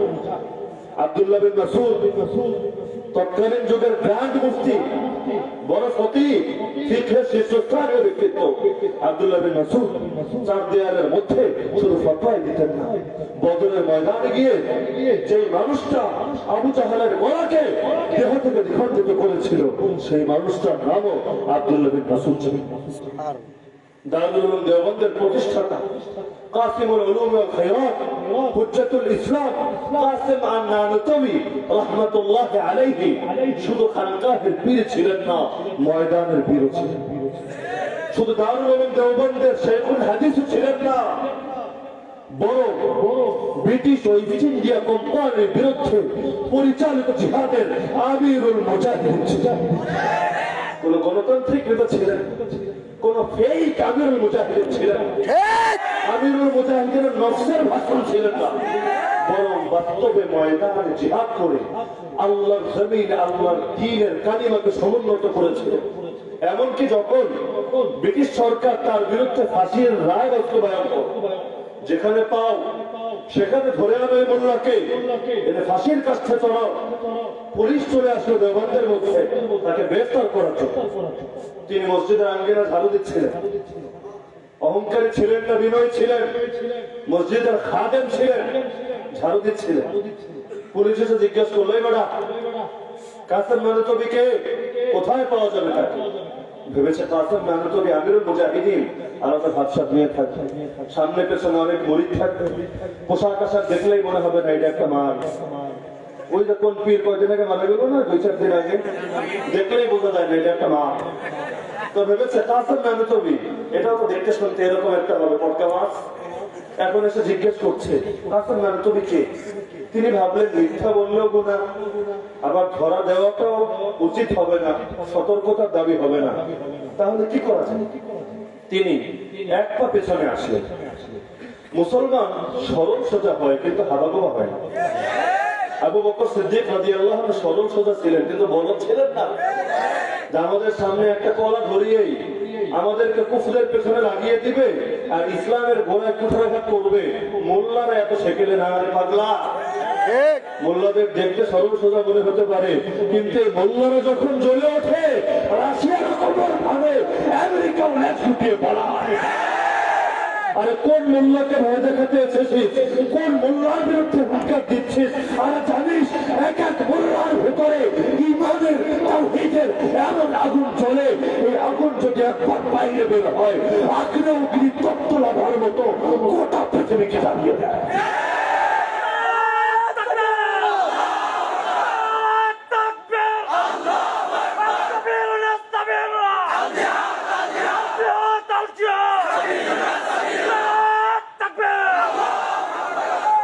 কাসেম নানুতবি একবার পেছনে এসে বললেন, এই তো একটু আগে এখানেই ছিল। কৌশলী জবাবও হয়ে গেল, মিথ্যাও বলো না, জানো বেঁচে গেল। পুলিশ ভাবলো একটু আগে এখানে ছিল, এখন মনে হয় ভিতরে কোথাও গেছে। ওরা গেল কাসেম নানুতবিকে খুঁজতে। তিনি আস্তে করে ঝাড়ুটা রেখে আত্মগোপন করলেন। মাত্র 3 দিন গেল। চতুর্থ দিন নামাজের সময় কাতারের মধ্যে কাসেম নানুতবি বসেন। সবাই তো পেরেশান। এক সাগরেদ এসে বলছে, উস্তাদ আপনার বিরুদ্ধে ফাঁসির পরোয়ানা জারি হয়েছে, আপনি কি ভুলে গেছেন? মাত্র 3টা দিন গেল, ওরা তো আপনাকে ভুলে যায়নি, আবারও আপনার খুঁজে চলে আসবে। এখন এভাবে প্রকাশ্যে থাকা সতর্কতার দাবি হবে না, আপনি আবারও আত্মগোপন করুন। কাসেম নানুতবি রাহমাতুল্লাহি আলাইহি আমাদের আকাবির, আমরা আকাবিরের নাম বেঁচে খাওয়া চেতনা ব্যবসায়ী হতে চাই না। আমরা আকাবিরের আদর্শের পতাকাবাহী মুসলমান হতে চাই। আল্লামা ইকবাল তার কবিতার মধ্যে বলেছিলেন, আমাদের বড়রা এটা করেছে, বড়রা এটা করেছে, এই কথা আর কতদিন বলবে মুসলমান? নিজে কবে সেই বড়র মতো হবে? আমরা শুধু সেই জাতি না, যারা এতটুকুই বলবো, উলাইকা আবাই ফাজিনি বিমিথলিহিম ইদা জামাআতনা ইয়া জারিরুল মাজামি। আমরা শুধু সেই জাতি না যারা শুধু বাপকে নিয়ে গর্ব করি, বরং আমরা সেই জাতি যারা বুকের রক্ত দিয়ে হলেও সেই বাপের পথেই চলি। আমাদের আদি পিতাও নবী, আমাদের জাতির পিতাও নবী। আদি পিতার নাম আদম, জাতির পিতার নাম ইব্রাহিম। কোরআনের 6 জায়গায় আল্লাহ আদেশ করেছেন সেই জাতির পিতার মিল্লাত, তার আদর্শ, তার ধর্মের অনুসরণ করো। আমরা সেই জাতির পিতার আদর্শের অনুসরণ করে নিজেদেরকে সুসন্তান বলে পরিচয় দেই, কারণ আমরা কুসন্তান হতে চাই, আমরা চেতনা ব্যবসায়ী হতে চাই না। আমরা তো এই কারণে জানিয়ে দেই তাদের মতো করে, যতদিন ভেতরে প্রাণ আছে, যতদিন প্রাণের স্পন্দন আছে, যতদিন দেহের ভেতর 1 ফোঁটা রক্ত চলমান থাকবে, ততদিন আমরা হকের কথা বলেই যাব, হকের পথে চলেই যাব। পৃথিবীর কোন শক্তি আমাদেরকে হক থেকে সরাতে পারবে না। যদি আমাদেরকে থামাতে চান, একটা কৌশলী আছে, যে কৌশলের কথা বলেছিল আসহাবুল উখদুদের ছোট্ট সেই বালক, আমাকে মেরে ফেলো, তাহলে মুখ থামবে। কিন্তু যতদিন ভেতরে প্রাণের ন্যূনতম স্পন্দন থাকবে, ততদিন এই মুখ আল্লাহু আকবার বলে যাবে। অনেকে এসে জিজ্ঞেস করে, হুজুর কি করতে পারবেন আপনারা? কোন শক্তি নাই, দুর্বল, অসহায়, পৃথিবীর কুফরি পরাশক্তি আপনাদের একটা মশার দামও দেয় না। কি হতে চান জীবন? ভেবেছেন কি কাজটা মানতবি হয়ে যাবে? আমি জবাব দিই তাদের, আমি ভাই এত বড় স্বপ্ন দেখি না।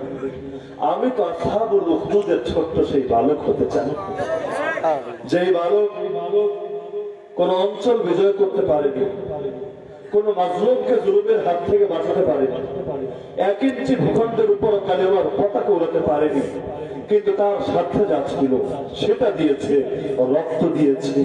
রক্ত দিয়ে ইসলামের ইতিহাস লিখেছে। তার রক্ত দেওয়ার দৃশ্য দেখে গোটা সম্প্রদায়ের সবাই সঙ্গে সঙ্গে কালেমা করে ইসলাম কবুল করে। শহীদের রক্ত কখনো বৃথা যায় না। গত 2 দিন আগে শহীদ বাড়িয়ায় বলে এসেছি, শহীদ বাড়িয়ার মুসলমান এই শহীদানের রক্ত কখনো বৃথা যেতে দেন না আমার আল্লাহ। যেই ভূমিতে শহীদের রক্ত পড়ে সেই ভূমিতে 2 দিন আগে বা পরে ইসলাম আবাদ হয়ে যায়। এই কারণেই তো কবি বলেন, ইসলাম জিন্দা হোতা হ্যায় হর কারবালা কে বাদ। কারণ কারবালার ময়দানে যখন হুসাইনের রক্ত পড়ে, একদিকে তো শহীদের রক্ত ঝরে, আর একদিকে সেই রক্তে ইয়াজিদের পতনের ফয়সালা লেখা হয়ে যায়। ওরা বাবরি মসজিদকে শহীদ করেছে, একদিকে মনে বড় কষ্ট, আর একদিকে অনেক আশা। এক মসজিদ শহীদ হয়েছে, লক্ষ কোটি মসজিদের নিরাপত্তার ব্যবস্থা করে দিয়েছে। এক মসজিদ শহীদ হয়েছে, হাজারো মুজাহিদকে জাগিয়ে দিয়েছে। মক্কার মধ্যে যেমন 360টা মূর্তি ঢুকেছিল, আজকে বাবরি মসজিদের মধ্যেও মূর্তি ঢুকেছে। কিন্তু যেমনি ভাবে মাত্র 8 বছরের মাথায় মক্কা থেকে 360টা মূর্তিকে লাথি মেরে বের করে দেওয়া হয়েছে, শীঘ্রই আমরাও বাবরি মসজিদ থেকে সকল শিরকের প্রতীককে, সকল বাতিল প্রতিমাকে লাথি মেরে বের করবো, আল্লাহর ঘরকে আল্লাহর ইবাদতের জায়গায় পরিণত করব।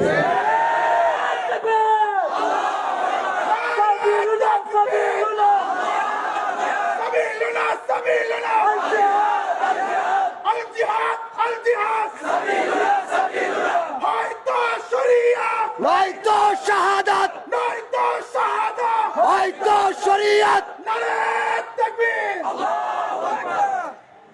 তো বলছিলাম, কাসেম নাবিতুল্লাহ রহমাতুল্লাহ আলাইহি জবাব দিলেন, দেখো বাবা, আমি তো মৃত্যুর ভয়ে আত্মগোপন করি।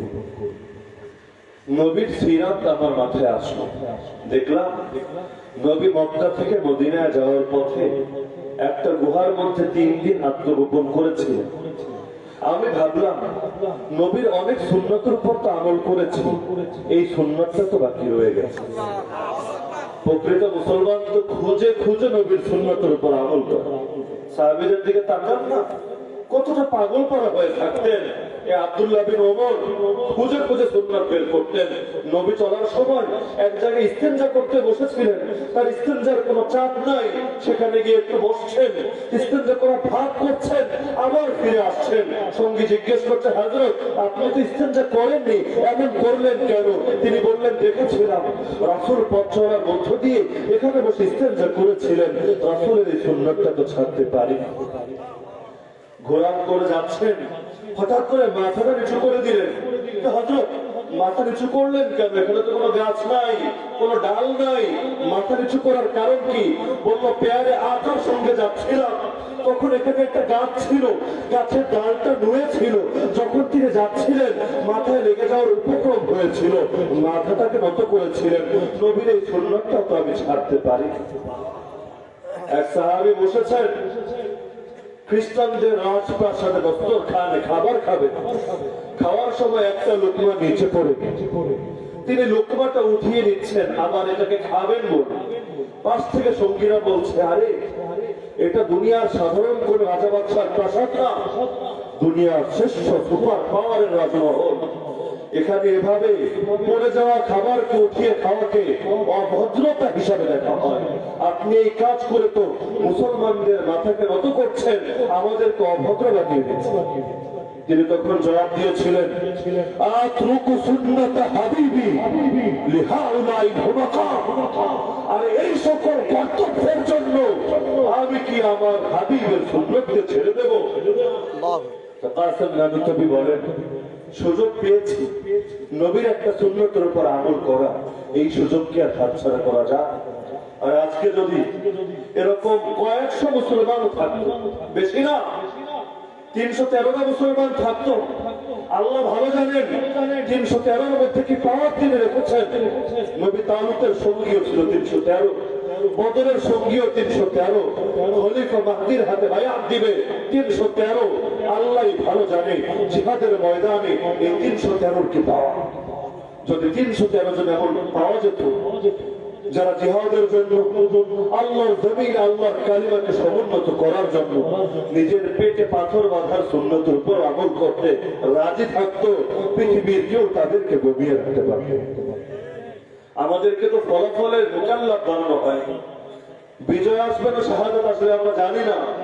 আমাদেরকে বলা হয়েছে চেষ্টা করো, চেষ্টা করলে তুমি তোমার মঞ্জিলে মাকসুদে পৌঁছেই যাবে।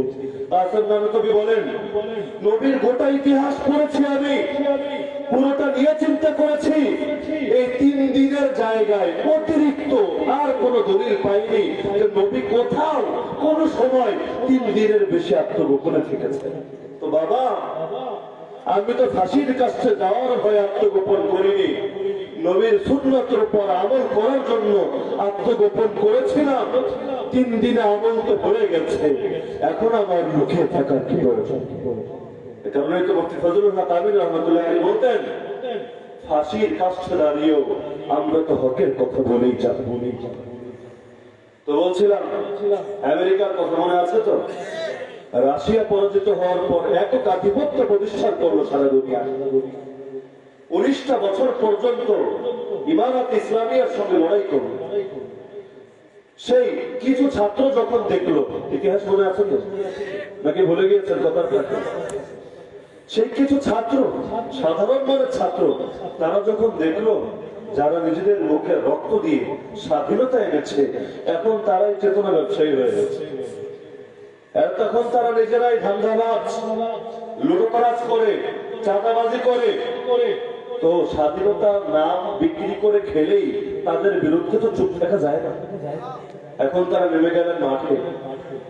এত এত মুজাহিদের রক্ত ঝরেছে শরীয়ত কায়েমের জন্য। কোথায় সেই শরীয়ত? নেই তো কোথাও শরীয়ত।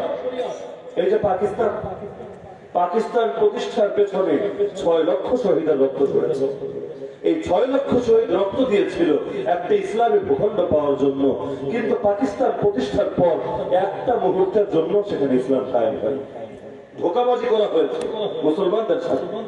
তো তারা মাঠে নেমে গেলেন। এই 9টা বছর সে ভাল্লুকদের সাথে লড়াই হলো, এত মা বোনের ইজ্জত গেল, এত শহীদের রক্ত গেল, কিন্তু কোথায় সেই শরিয়াত? এবার প্রথমে তারা দাবি নিয়ে গেলেন। কাদের কাছে যাবেন? যাদের কাছে যাবেন তারা সবাই আকাবির, বড় বড় মুরব্বি। প্রথম গেলেন জালালউদ্দিন হক্কানির কাছে। ইতিহাস বলবো না শেষ করে দেব? ফায়দা হবে না ক্ষতি? প্রথম গেলেন জালালউদ্দিন হক্কানির কাছে, বড় কমান্ডার। গিয়ে বললেন, হযরত, আমরা এসেছি ইসলামী শরীয়ত কায়েমের জন্য। আপনার কাছে একটাই বার্তা, এই যে আপনারা সারা দেশে দাঙ্গা হাঙ্গামা লাগিয়ে রেখেছেন, এগুলো ছাড়েন, অস্ত্র জমা দেন, আমাদের নেতৃত্ব ইমারত মেনে নেন। আমরা গ্যারান্টি দিচ্ছি জমিনে মুসলিম উম্মার মতো ঐক্য প্রতিষ্ঠা করব, আল্লাহর জমিনে আল্লাহর শরীয়ত কায়েম করব। জালালউদ্দিন হক্কানি বললেন, এই বেটারা, দেখতে তো সবগুলো বাচ্চা পোলাপান দেখা যায়, তোদের আমিরকে ডাক। তারা আমিরকে ডেকে নিয়ে আসে।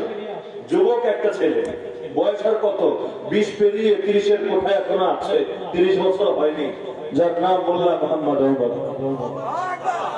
আসলেন জালালউদ্দিন হক্কানির সামনে। বেশ কিছুক্ষণ জালালউদ্দিন হক্কানি এক দৃষ্টিতে তাকিয়ে থাকলেন চেহারা দিয়ে, পলক ফেলছেন, কোনো কিছু বলছেন না, তাকিয়ে শুধু দেখছেন আর দেখছেন আর দেখছেন। অনেকক্ষণ যাওয়ার পর বললেন, বেটা, তোমার চেহারার মধ্যে আমি বিশেষ এক রূপ দেখতে পাচ্ছি। আশা করা যায় আল্লাহ তোমার দ্বারা এই শরীয়ত কায়েমের খেদমত নেবে।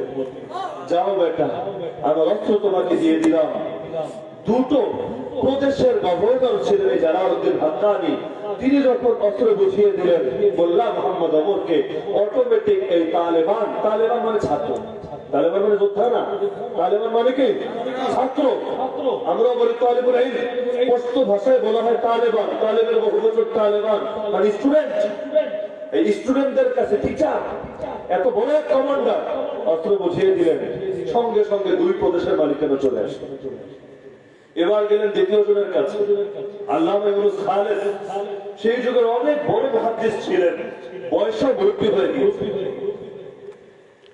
তার যে পিএস ছিল, সেই পিএস অনেক বড় আলেম ছিল, যারা হত্যার পর ইউনুস খালেদের কাছে দাওয়াত নিয়ে গেলেন। ইউনুস খালেদকে গিয়ে যখন বললেন, হযরত আমরা শরীয়ত প্রতিষ্ঠার দাওয়াত নিয়ে এসেছি, দুনিয়ার কোনো উদ্দেশ্য আমাদের নাই, আমাদের উপর আস্থা রাখতে পারেন, আমাদের কাছে আপনার প্রদেশগুলো বুঝিয়ে দেন, আমরা আপনাকে ঠকাবো না।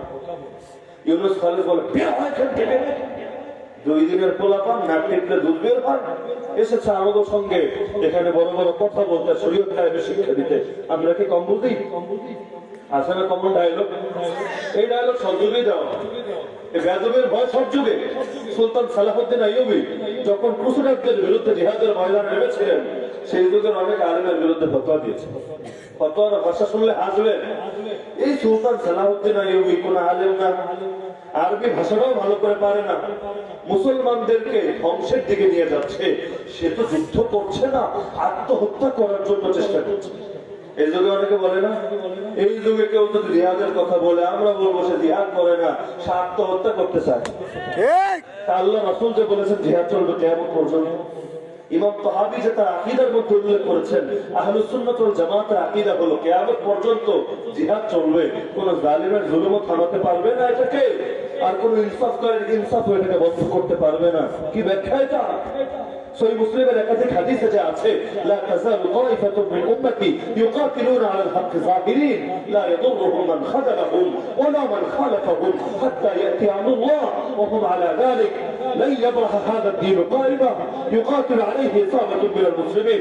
কয় হাদিসের কথা বলবো, খুলেন সহিহ মুসলিম, হাদিসের মানের ব্যাপারে সন্দেহ অবকাশ নাই, ডজন ডজন হাদিস পাবেন। আল্লাহ নবী স্পষ্ট জানিয়েছেন, কিয়ামত পর্যন্ত একদল লোক ময়দানে লড়াই চালিয়ে যাবে। নবী সত্য বলেছেন, এই সকল লোকেরা সত্য বলে, আরে বলেন না। তো সালাহুদ্দিন আইয়ুবের বিরুদ্ধে ফতোয়া দেওয়া হয়েছিল, শেষ করে দিল উম্মাহকে। Omar al Mukhtar, the lion of the desert, মরুসিংহ, সারা পৃথিবী যাকে এক নামে চায়, সে ওমর আল মুখতারের বিরুদ্ধে তার দেশে 70 জন শীর্ষস্থানীয় ব্যক্তিত্ব ফতোয়া দিয়ে সেই সাম্রাজ্যবাদী শক্তির কাছে বুঝিয়ে দিয়েছিল সে একটা জঙ্গি, আরে মেরে ফেলে। আফগানিস্তানের মধ্যে এই তালেবান ইলমদের বিরুদ্ধে কয়শো ফতোয়া যে বের হয়েছে আল্লাহ জানেন। তো বলছিলাম ইউনুস খালেদের কাছে গেল, বের হয় এখান থেকে, কোনো কথা বলবো না। দ্বিতীয় দিন আবার গেল দাওয়াত। শুরুতেই তো মায়ের পিঠে জড়ানো মুসলমান চায় না, তো আবার ভাইয়ে ভাইয়ে যুদ্ধ এটাকে চায়, আবার গেল দাওয়াত নিয়ে। এবার ইউনুস খালেদ তার কমান্ডারদেরকে ডেকে বললো, এই মুহূর্তে ব্রাশ ফায়ার করে সবগুলোকে মেরে ফেলবে। সামনে ব্রাশ ফায়ারের নির্দেশ, তারাও পেরেছেন। এতগুলো মানুষ যদি ব্রাশ ফায়ার শুরু করে, এরা মাত্র কয়জন, মোকাবেলা সম্ভব। এখন উস্তাদের কাছে এসেছিলেন আশা নিয়ে, উস্তাদ আদেশ দিলেন ব্রাশ ফায়ারের, একটাও তো বেঁচে যাওয়ার কথা না, কি করবেন পেরেশান। আল্লাহর কি রহমত, ইউনুস খালেদের পিএস যে নিজে বড় আলেম ছিল, সে বলল, হযরত আমার একটা বিনীত অনুরোধ, এই বাচ্চাগুলো নবী কোচি, কিন্তু ওদের মধ্যে আমি ভিন্ন কিছু একটা দেখতে পাচ্ছি। আল্লাহ ভালো জানেন তিনি এর দ্বারা কি খেদমত করবেন। আপনার যদি পছন্দ নাও হয়, ওদেরকে তাড়িয়ে দেন, কিন্তু মারবেন না দয়া করে, কারণ আল্লাহ যদি এদের দ্বারা দিনের খেদমত নেন, এতে তো আপনার কোনো সমস্যা থাকার কথা।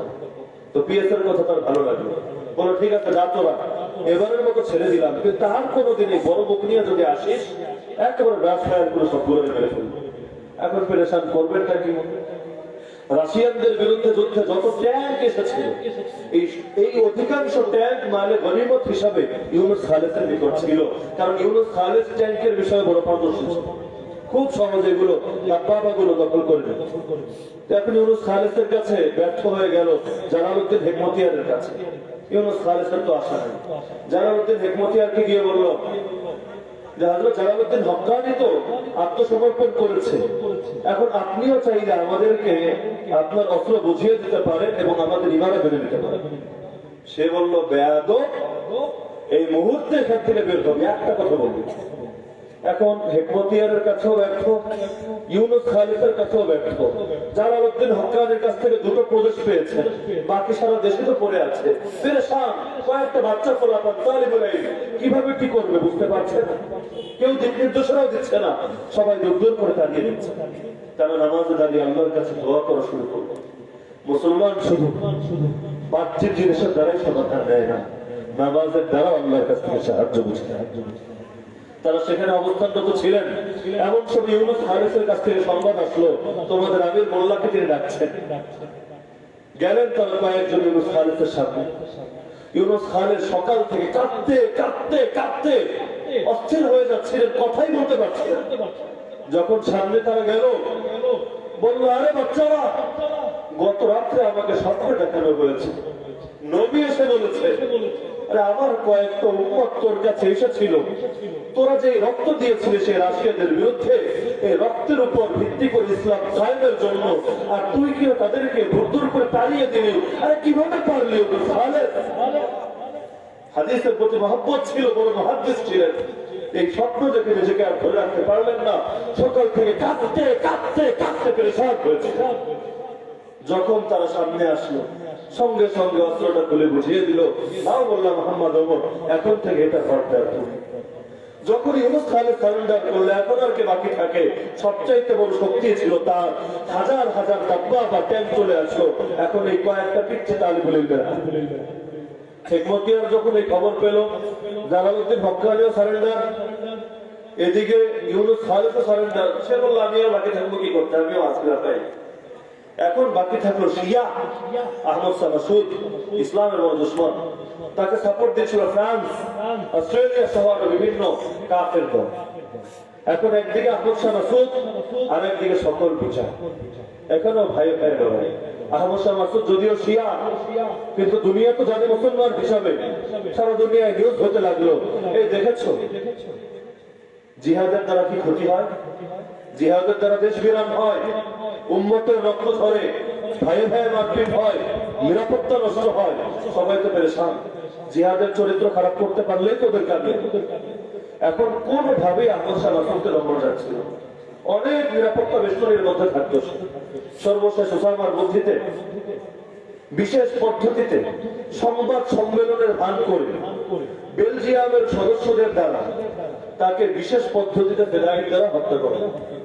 এরপর আল্লাহ তাআলা পুরো জনপদের মধ্যে ইসলাম ইমারত কায়েম করলেন। 5 বছর পর্যন্ত সুশাসন জারি ছিল।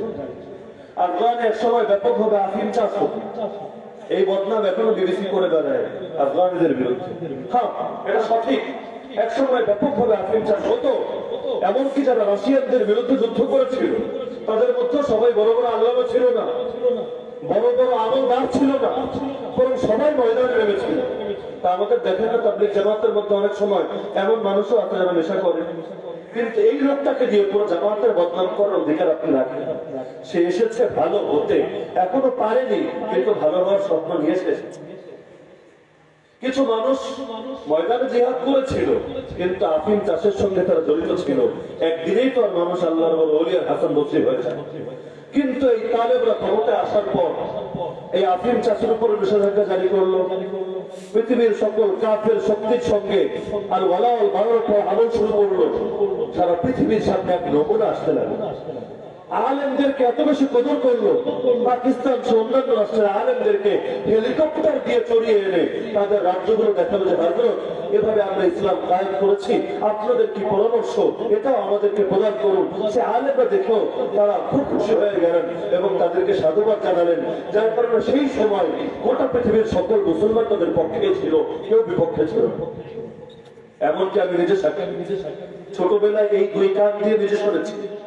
যখন মিছিল হতো, আমার মনে আছে এখনো, আমার বয়স যখন 6 বা 7, একবার জর্জ ডব্লিউ বুশের বিরুদ্ধে একটা মিছিল হয়েছে, যেখানে মিছিলে পুষ্পোত্তলিকা দাহ করা হয়েছিল।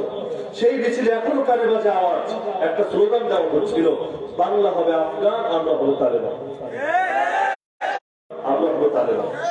তার মানে বাস্তবে বাংলা আফগান হবে এটা বোঝানোর তো উদ্দেশ্য না। আর আমরাও নিজেদের দেহকে পাল্টে তাদের মতো হয়ে যাবে এটাও বোঝানোর উদ্দেশ্য না।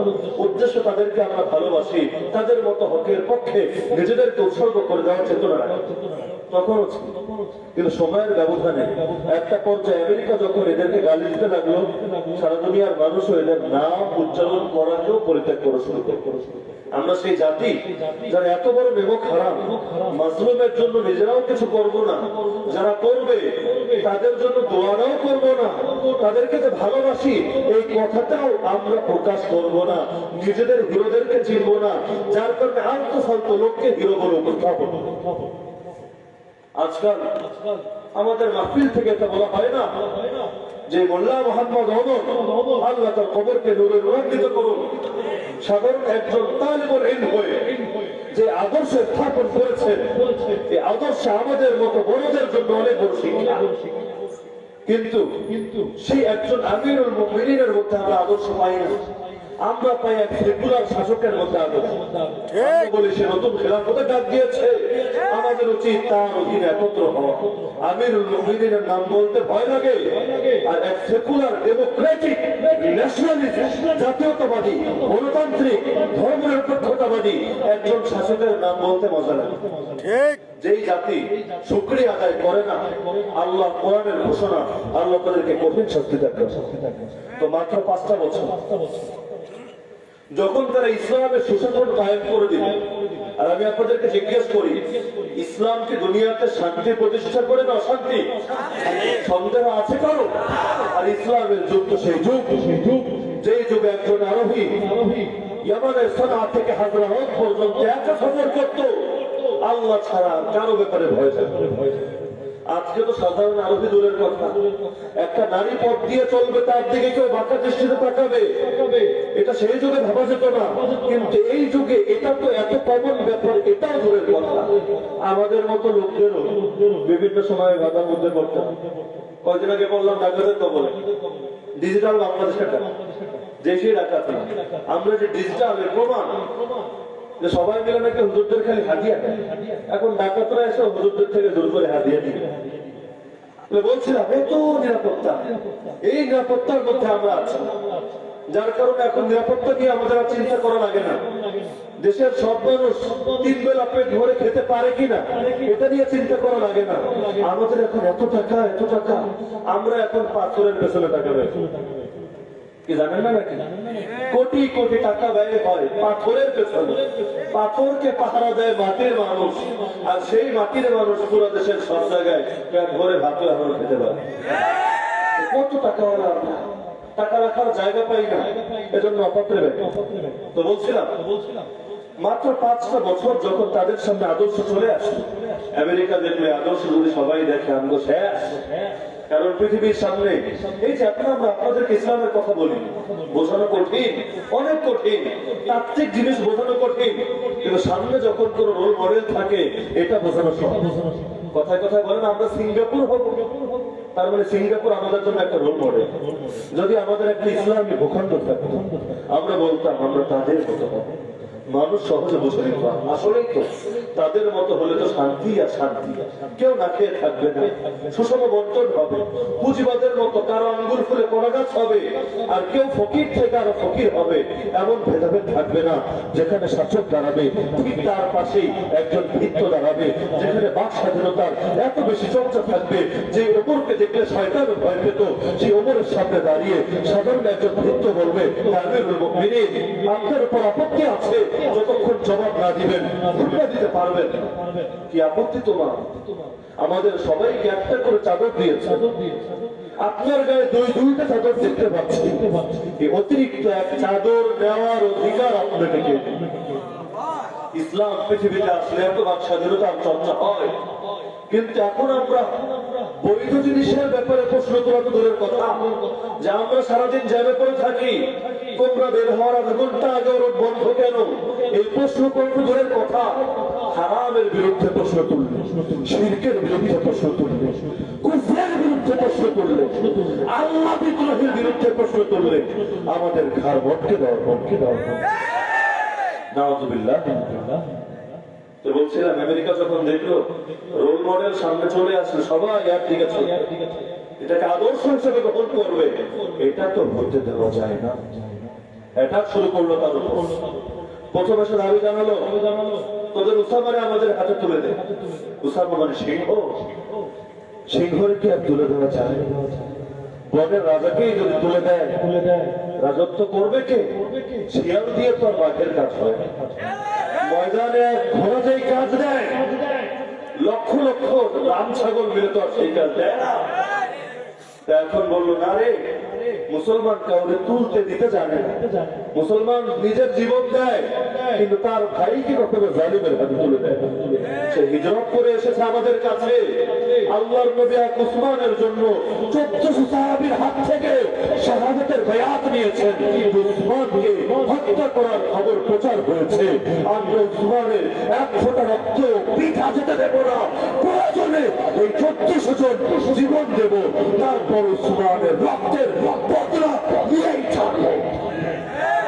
তো যেখানে মুসলমান শহীদের রক্ত বৃথা যেতে দেয় না, একজনের জন্য 1400 জন কোরবান হতে রাজি হয়, সেখানে আমরা আমাদের মুহাজির ভাইকে কিভাবে তুলে দিতে পারি? তখন পাকিস্তান থেকে সেই সময়ের বড় বড় অনেক আলেমদের বড় একটা প্রতিনিধি দল গেল হেলিকপ্টারে করে আফগানিস্তানের রাজধানী মোল্লারে বোঝানোর জন্য। নাম বললে অনেকের নাম চলে আসবে, কারণ আমি বলবো না কারা কারা গিয়েছিল, ইতিহাস পড়ে না। গিয়ে বললো, দেখো মোল্লা, আল্লাহ তাআলা তোমাদের উপর অনুগ্রহ করে তোমাদেরকে একটা ইসলামী ঈমান দান করেছে। মাত্র 5টা বছর হলো, এখনো এর সাম্রাজ্য বিস্তার হয়নি, সারা দুনিয়ার মধ্যে ছড়ায়নি। এখনো যদি তোমরা নিজেদের দেশে যুদ্ধে জড়িয়ে পড়ো, এই একজন ব্যক্তির জন্য আমেরিকার সঙ্গে ফাইটে লেগে যাও, পৃথিবীর অনেক বড় ক্ষতি হয়েছে। বিভিন্ন ফটো দেখানো শুরু। দেখো, বড় কিছু পাওয়ার জন্য ছোট ছোট কিছু কোরবানি দেওয়াই যায়। এই একটা লোকের জন্য সবাই ছেড়ে দিবা, সবাই মৃত্যুর দিকে ফেলে দিবা, এটা তোমার জন্য ঠিক হবে। তো সরকারের পক্ষ থেকে সেই প্রতিনিধি দল নিজেদের মতো উপস্থাপন করবে। সব কিছু চুপচাপ শুনলো। বললাম, এত এলেন কালাম নাই বেচারা, শিক্ষেরা তো মায়ের কাজ বোঝে না। শেষে উঠে বলল, হযরত, আমি আপনাদের পায়ের ধুলার সমান, আপনাদের ছাত্র হবার যোগ্য না, আপনাদের সঙ্গে দেখি তর্ক করার যোগ্যতা আমার নেই, কিন্তু আমি সাদা মাথা মানুষ, অত প্যাস বুঝি না। 2টা সরল প্রশ্ন করব, যদি জবাব আমাকে বুঝিয়ে দিতে পারেন এখনই তাকে তুলে। 1 নম্বর প্রশ্ন, আমার নবীর জীবনে এমন একটা আদর্শ কি দেখানো সম্ভব? নবী যে কোনো স্বার্থে নিজের ভাইকে কাফেরদের হাতে তুলে দিয়েছে, এমন একটা ডকুমেন্ট দেখাতে পারবেন যে দুনিয়ার বাহ্যিক কোনো ফায়দা অর্জনের জন্য মুসলমানকে কাফেরের হাতে তুলে দিয়েছেন? দেখানো সম্ভব? বলবেন হুদাইবিয়ার পর তো রেখে দিয়েছে, আরে সেটা দিয়েছে চুক্তি ছিল বলে, কিন্তু এই কারণে দেয়নি যে এর দ্বারা কোনো ফায়দা অর্জন করবে। বরং যাদেরকে তুলে দিয়েছিল এরা ওদের হাতে যায়নি, বরং সমুদ্রের প্রান্তে সিফুল বাঁধে গিয়ে আবু বাসিরের নেতৃত্বে, পরবর্তীতে আবু জান্দারের নেতৃত্বে একটা দল হয়ে গিয়েছিল গেরিলা বাহিনী। মুশরিক যত দল শামে ব্যবসা করতে যেত, এদের উপর অ্যাটাক দিয়ে ওদের শপথ রেখে দিত, কি রে আমগুলো শান্তি থাকতে দিবি না, মক্কায় বসে ইবাদত করতে দিবি না, মদিনায় নবীর কাছে যাবো এটাও দিবি না, দেখি ব্যবসা কেমনে করবো, করবি। তো যত বাহিনী আসে আর ডাকাইতের মতো করে সব রেখে দেয়, বেচারারা পেরেশান, কি রে ব্যবসা যদি না করি খাবো কি? যত বাহিনী নিয়ে যায়, যেই কয়টারে নিয়ে যায় ওগুলোকে তো পারা যায় না, কোন ফাঁক দিয়ে এসে হঠাৎ করে এসে সব নিয়ে যায়। এভাবে চললে তো কোমর ভেঙে যাবে। টাকা না থাকলে কি গরম থাকে? আরে বলে না, ওদের টাকা আছে জন্য একটা গরম, আল্লাহর বিরুদ্ধে গালি দেয়, নবীর দিয়ে ব্যঙ্গ করে। টাকা না থাকলে একটা ফকিরের মুখ থেকেও কথা বলে, ভিক্ষা করে চলতো। মুসলমান যতদিন দুনিয়া থেকে পরাশক্তি ছিল, ওরা কিন্তু আমাদের সামনে ভিখারি হয়েছে।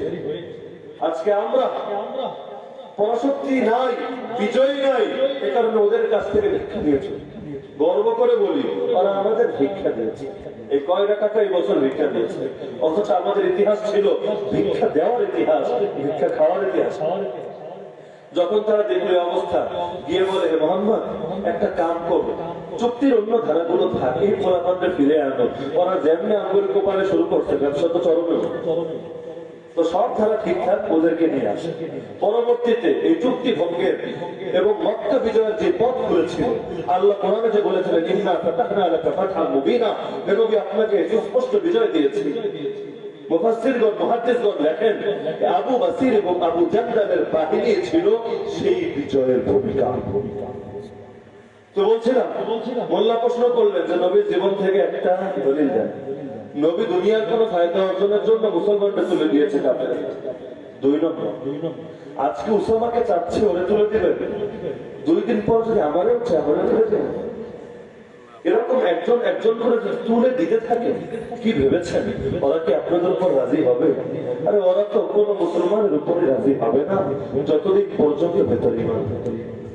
এই 2 প্রশ্নের জবাব দেওয়ার ক্ষমতা পৃথিবীর কোনো মুফতি না। বাধ্য হয়ে সেখান থেকে চলে আসবে। আমেরিকা যখন দেখলো সোজা আঙ্গুলে ঘি ওঠে না, আঙ্গুল বাঁকা করল, হুমকি দিল 5 দিনের মধ্যে তোমরা শেষ করে দিল, ধুলোর সঙ্গে মিশিয়ে দিল, ইতিহাসের নাম নিশানাও থাকবে না এই পোলাপানি স্টুডেন্ট, এই তালেবান। তখন তাদের আমির মোল্লা মোহাম্মদ ওমর, সাধারণ বুজুর্গ এক ব্যক্তি, এক ছাত্র, সে বলল, দেখ পোলাপান, আল্লাহ আমাদেরকে ওয়াদা দিয়েছে, আমেরিকা আরেক ওয়াদা দিয়েছে। আল্লাহ ওয়াদা দিয়েছে যদি আমরা ইমানদার হই এবং নেক আমল করি, অবশ্যই তিনি আমাদেরকে বিজয় দেবেন। আর আমেরিকা বলেছে আমাদেরকে পরাজিত করবে। শীঘ্রই আমরা দেখব আল্লাহর ওয়াদা সত্য নাকি আমেরিকা নয়। তিনি দেখে যেতে পারেননি, আল্লাহ তার কবরকে নূরে নিমন্ত্রিত করুন, কিন্তু আসমান দেখেছে আমার আল্লাহর ওয়াদা সত্য, আমেরিকার ওয়াদা মিথ্যা।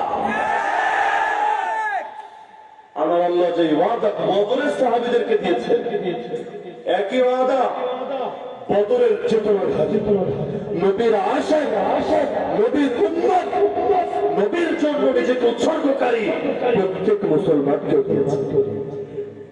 তো যার কারণে 19 বছর পর্যন্ত লড়াই করবে আমেরিকা। 2020 এখন তো শুরু হয়েছে 2021, তাই না? 2020-এর 29 ফেব্রুয়ারি 4 বছর ঘুরে ঘুরে যে দিনটা আসে, আল্লাহ তাআলা ওদের পতনটাকে আমাদের যেন বেশি স্মরণীয় হয়ে থাকে, এজন্য দিনটাও বেছে দিয়েছেন এমন দিন যেই দিন আমাদেরকে বিশেষভাবে স্মরণ করিয়ে দেবে। আর ওরাও বেঁচেছে এমন দিন প্রতি বছর যেন পরাজয় দিবসটা পালন না হয় 4 বছর পর পর হয়। 2020-এর 29 ফেব্রুয়ারি নিজেদের ল্যাব উঠিয়ে পালানোর জন্য একটা চুক্তি বৈঠক করবো। ওরা নাম দিল চুক্তি, আসলে এটা কোনো চুক্তি না, এটা হলো নিজেদের পরাজয়কে একটু সম্মান দেওয়ার চেষ্টা। নইল কোমর তো শেষ, যতদিন গরম ছিল থামেনি, একা যুদ্ধে নামেনি, নক্ষত্রসেনার জোট এতকে নিয়ে নেমেছে, মোল্লাদের শেষ করবে। কিন্তু মোল্লাদের লোকে তো আল্লাহ আছে রে ভাই, যার সঙ্গে আল্লাহ আছে চাইলে তোর ঘাড় মটকে দেওয়া যায় না। আর যার সঙ্গে আল্লাহ আছে তার ঘাড় মটকে দিতে যদি কেউ আছে, আল্লাহ ওর ঘাড়টাকেই মটকে দেয়।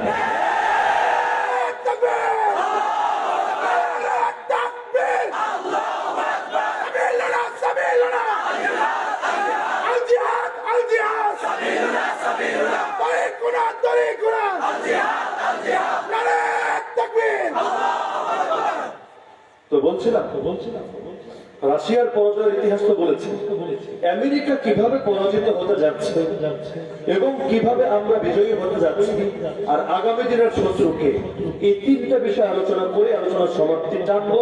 সর্বোচ্চ 15 মিনিট সময় দেব, যদি অনুমতি হয়। শেষ করবো না এখানে ছেড়ে দিব? সবাই বলেন দেখি, শেষ করবো নাকি? তো বলছিলাম মাত্র 6 মাস, মাত্র 6 মাসের মধ্যে 3টা বড় বড় ফ্যাক্টর সামনে এসেছে। যেই 3 ফ্যাক্টর আমেরিকার কোমরকে 95% ভেঙে দিয়েছে, বাকি 5% ঝুলে আছে শুধু সময়ের অপেক্ষা। 3টার মধ্যে 1 নম্বরটা হলো মোল্লাদের সঙ্গে যুদ্ধে পরাজয়। আপনি শুধু একটু সার্চ করলে পাবেন এক একটা দিন এই আমেরিকার যুদ্ধে কি পরিমাণ খরচ হয়েছে। 19টা বছর এদের যুদ্ধের খরচের পরিমাণ কত, এর মধ্যে ওদের কয়টা ব্যাংক দেউলিয়া হয়েছে, আর কয় মিলিয়ন ট্রিলিয়ন আর বিলিয়ন ঋণ হয়েছে যুদ্ধ চালানোর জন্য। শুধু ইতিহাসটা বলে দেয় একটা রাষ্ট্রের মূল চালিকা শক্তি, বিশেষ করে যারা বস্তুবাদী জনবাদী, ওদের মূল চালিকা শক্তি হলো টাকা। একটি হাজারে না থাকে কোনো গরম থাকে না। 2014-তে এসে চীন অর্থনৈতিক ভাবে দুনিয়ার গ্রেট পাওয়ার হয়ে গেছে। কিভাবে? কারণ বৈশ্বিক বাজারে তারা সবচেয়ে বেশি এগিয়ে গিয়েছে। সবার পকেটেও দেখেন না মেড ইন চায়না। তো চীন সবার চেয়ে এগিয়ে গিয়েছে টাকার গরমে। যুক্তরাষ্ট্র পিছিয়ে যাচ্ছে টাকার গরমে। 19টা বছর যুদ্ধ করতে গিয়ে বিপুল পরিমাণ ক্ষতি হয়েছে। এমনকি আমেরিকা অনেকগুলো ব্যাংকে পর্যন্ত দেউলিয়া ঘোষণা করতে বাধ্য হয়েছে। আর আমেরিকার পরাজয় শুধু আমেরিকার পরাজয় না, নিউ ওয়ার্ল্ড অর্ডার, নতুন বিশ্ব ব্যবস্থার পরাজয়। এই আমেরিকার পরাজয় সারা পৃথিবীর সকল পুঁজিবাদী রাষ্ট্রকে চরম বিপদের মধ্যে টেহাজে বানায়। প্রতিটা দেশে টেহার পিছনে কি স্বর্ণ থাকে নাকি? এখন আর স্বর্ণ লাগে, এখন ইউএস ডলার থাকলেই হয়, মার্কিন ডলার। ওদের টাকাটাই স্বর্ণের সমান। ওদের যদি দরপতন হয়ে যায়, ওদের মার্কেটে শেষ হয়। আর ওইটারে ধরে তো আপনি টাকা বানিয়েছিলেন, আপনার টাকার মূল্য যাবে কই? বুঝতেছেন? টাকার যখন মূল্য পতন হয়, দরপতন হয়, বাঁচবেন কেমন? শেয়ার বাজারে পতন হলেই দেশ গরম। আর এখানে ইউএস ডলারে যদি ওর মান হারিয়ে ফেলে, সারা দুনিয়ার সব টাকা পয়সার মুদ্রার মান কমে, খাবেন কি? অনেকে তো বড় বড় অ্যাকাউন্ট নিয়ে বসে আছে। দাজ্জাল আসলে কি হবে? আমাদের কাছে টাকা আছে, টাকা দিয়ে আমরা খাবো পরবো, দাজ্জালের থেকে রিজিক দিব না, ওর গোলামি করা লাগবে, ওরে মানবো না। আরে বাস্তবে টাকা কারো কাছে যেটি দেখেন পক্ষে, এগুলো কি টাকা? একটাও টাকা, এগুলো তো চেকের মতো চেক। আজকে যদি ঘোষণা দেওয়া হয় যতগুলো 500 টাকার নোট, 100 টাকার নোট, 1000 টাকার নোট সবগুলো অচল, লাখ লাখ বান্ডিল নিয়ে সামনে আসলে কোনো কাম হবে?